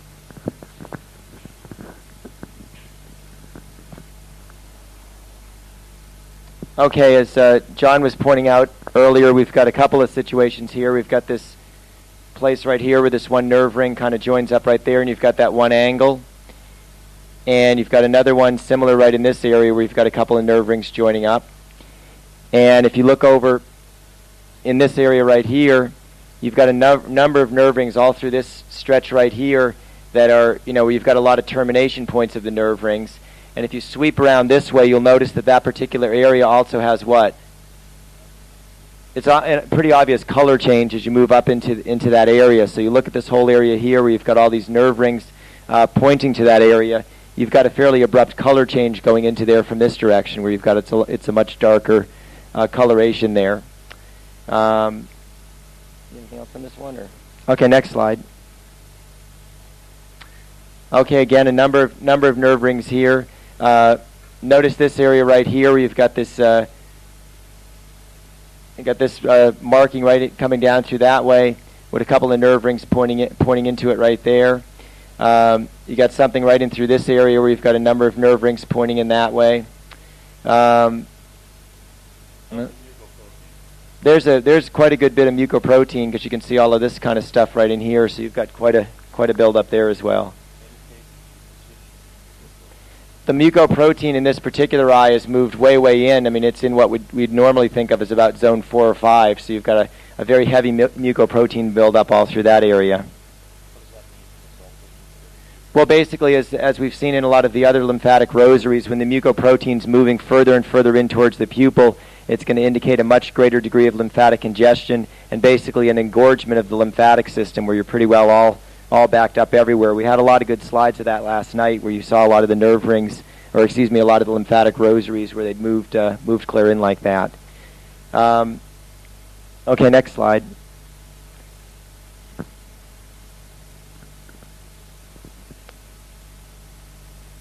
Okay, we've got an area right down through here in the back area. We've got a number of nerve rings that are beginning and ending right in this area. If you look at the eye chart for a left eye, you'll notice that the back runs right about like this. So what portion of the back is this going to be of the spine? You're basically going to be down towards the tailbone and the sacrum in this area, And you'll notice you got a lot of the nerve rings that are pointing right down in that area. Okay. Right here? Yeah, you'll have some stuff down in that area, which could be in the foot area right there. Yeah. Okay, next slide. Okay, again, plenty of nerve rings here. You'll notice there's a number of places here where you've got this kind of angle phenomena that John's described, where you've got some nerve rings that are kind of starting to intersect or cross into each other. You've got an area right here, again in the back area, where you've got a number of nerve rings beginning and ending.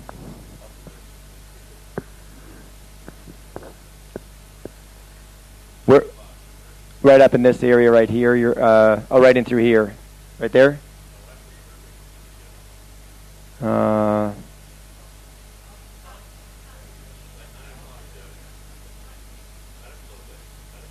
Right up in here? Oh, okay, right here. Yeah, you got another one of the angles right in that area. Yep. Okay, next.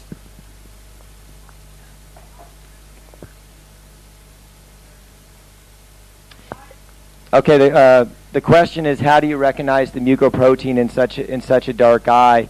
You're looking for a bit of a color change there, Gloria. And in addition, you're also looking for something that's in kind of a circular type pattern moving around the eye. The mucoprotein, it won't necessarily be in a perfect circle. It won't necessarily be going all the way around the eye either. But you are looking for something that tends to be in a bit of an arc there. Do you have something else on her? She was just asking, how do you recognize the mucoprotein in a dark eye like the other one? Well, it's very simple there. You see the color change, as Doug has pointed out, and it's right in the area of the lymphatic rosary. You can't miss it.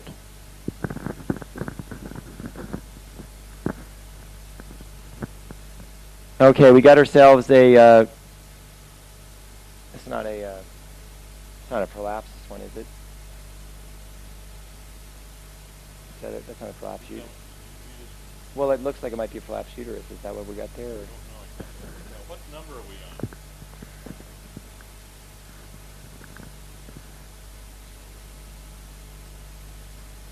A left eye right here. This spot right here could be a number of different things. I think that might be the prolapsus there. First of all, Doug, what eye do you have? We've got ourselves a left eye here. Okay, where is the uterus in the left eye? Normally, in an eye chart, you're going to find in a left eye, you're going to find the uterus at approximately 7 o'clock in a left eye, in about zone 3. You'll see that in a chart, which would normally be up in this area, right about in here. That looks like the autonomic nerve wreath's about here.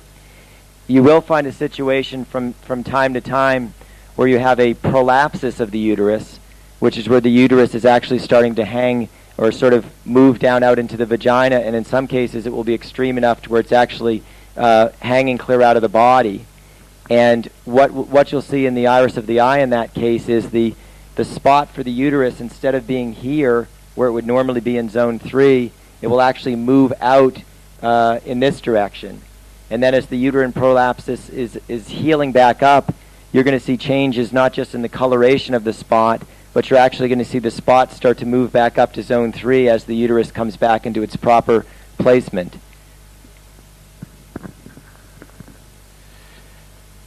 In Naturopathic College, we had in our obstetrics and gynecology portion of that, we had a number of women come in with some very, very severe problems in what we call prolapsus of the uterus, where it'll be actually hanging out of the vaginal area.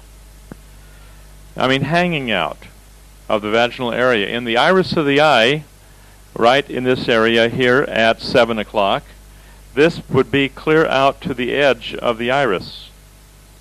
And that was very impressive to me from the representation of it, because I had never seen that in action before. And consequently, you'll take a person with a problem. Here's the autonomic nerve wreath here, and here will zone 3 will be right about in here. Got that? And then consequently, that black area showing degeneration of the uterus, because there's no nerve supply and circulation there, will start moving down through the vaginal canal, which you do see in the chart. Now this thing actually moves. And over a period of time, it'll move down to where when it's hanging out of the vaginal area, it'll be right here at the edge of the iris. Now, this is quite interesting. Now, here's where we find, and mark this down in your notes carefully, because if you're working with a person with a, for example, this type of a problem with the uterus, or any type of a problem with the uterus, you're going to have, or even the ovaries or prostate, you're going to find one part of the body which is highly susceptible to what we call subluxation. And that will get into body electronics, but that will be the third lumbar vertebrae. And normally what you will find, a person will fall on their tailbone. The lumbar curve, which is which we'll talk about in body electronics, absorbs to a degree the fall on the tailbone, and usually the third lumbar vertebrae in the lower back here goes anterior, goes forward, leaving almost a sway back situation in the lower back. And you'll find when you palpate, which we'll be getting into body electronics, we find that as we're working in the lower back, we'll find that it's very common for about 50% of the people who have lower back pain to have the third lumbar vertebrae, which will be right up here about roughly here about 7:45 to 8 o'clock, right in here, where there's a pigmentation spot. Can you see that? Now the spine will be coming right down roughly through here. This will be the tailbone right here at 7:30. But this area right up in here will be the lumbar area, and you look for pigmentation, you look for nerve supply and the whole lot, and you know there's been an injury to the tailbone that we will be correcting during the body electronics class, which hopefully will be next week. It's very, very painful correction when these are straightened out, especially after massive falls on tailbones from any number of slips and falls and what have you. We'll show you exactly how to do it. It's not difficult. It's absolutely safe. We've been doing it for years, so there's no problem there. But you'll see right about 7:30, this is about 7 o'clock, right about 7:30 you have a massive area in here which is all mucoprotein, and then you go on back up where the back is and you follow that on through here with the nerve rings and with pigmentation spots. You have indications of the lower back. Yes? Okay, tape change.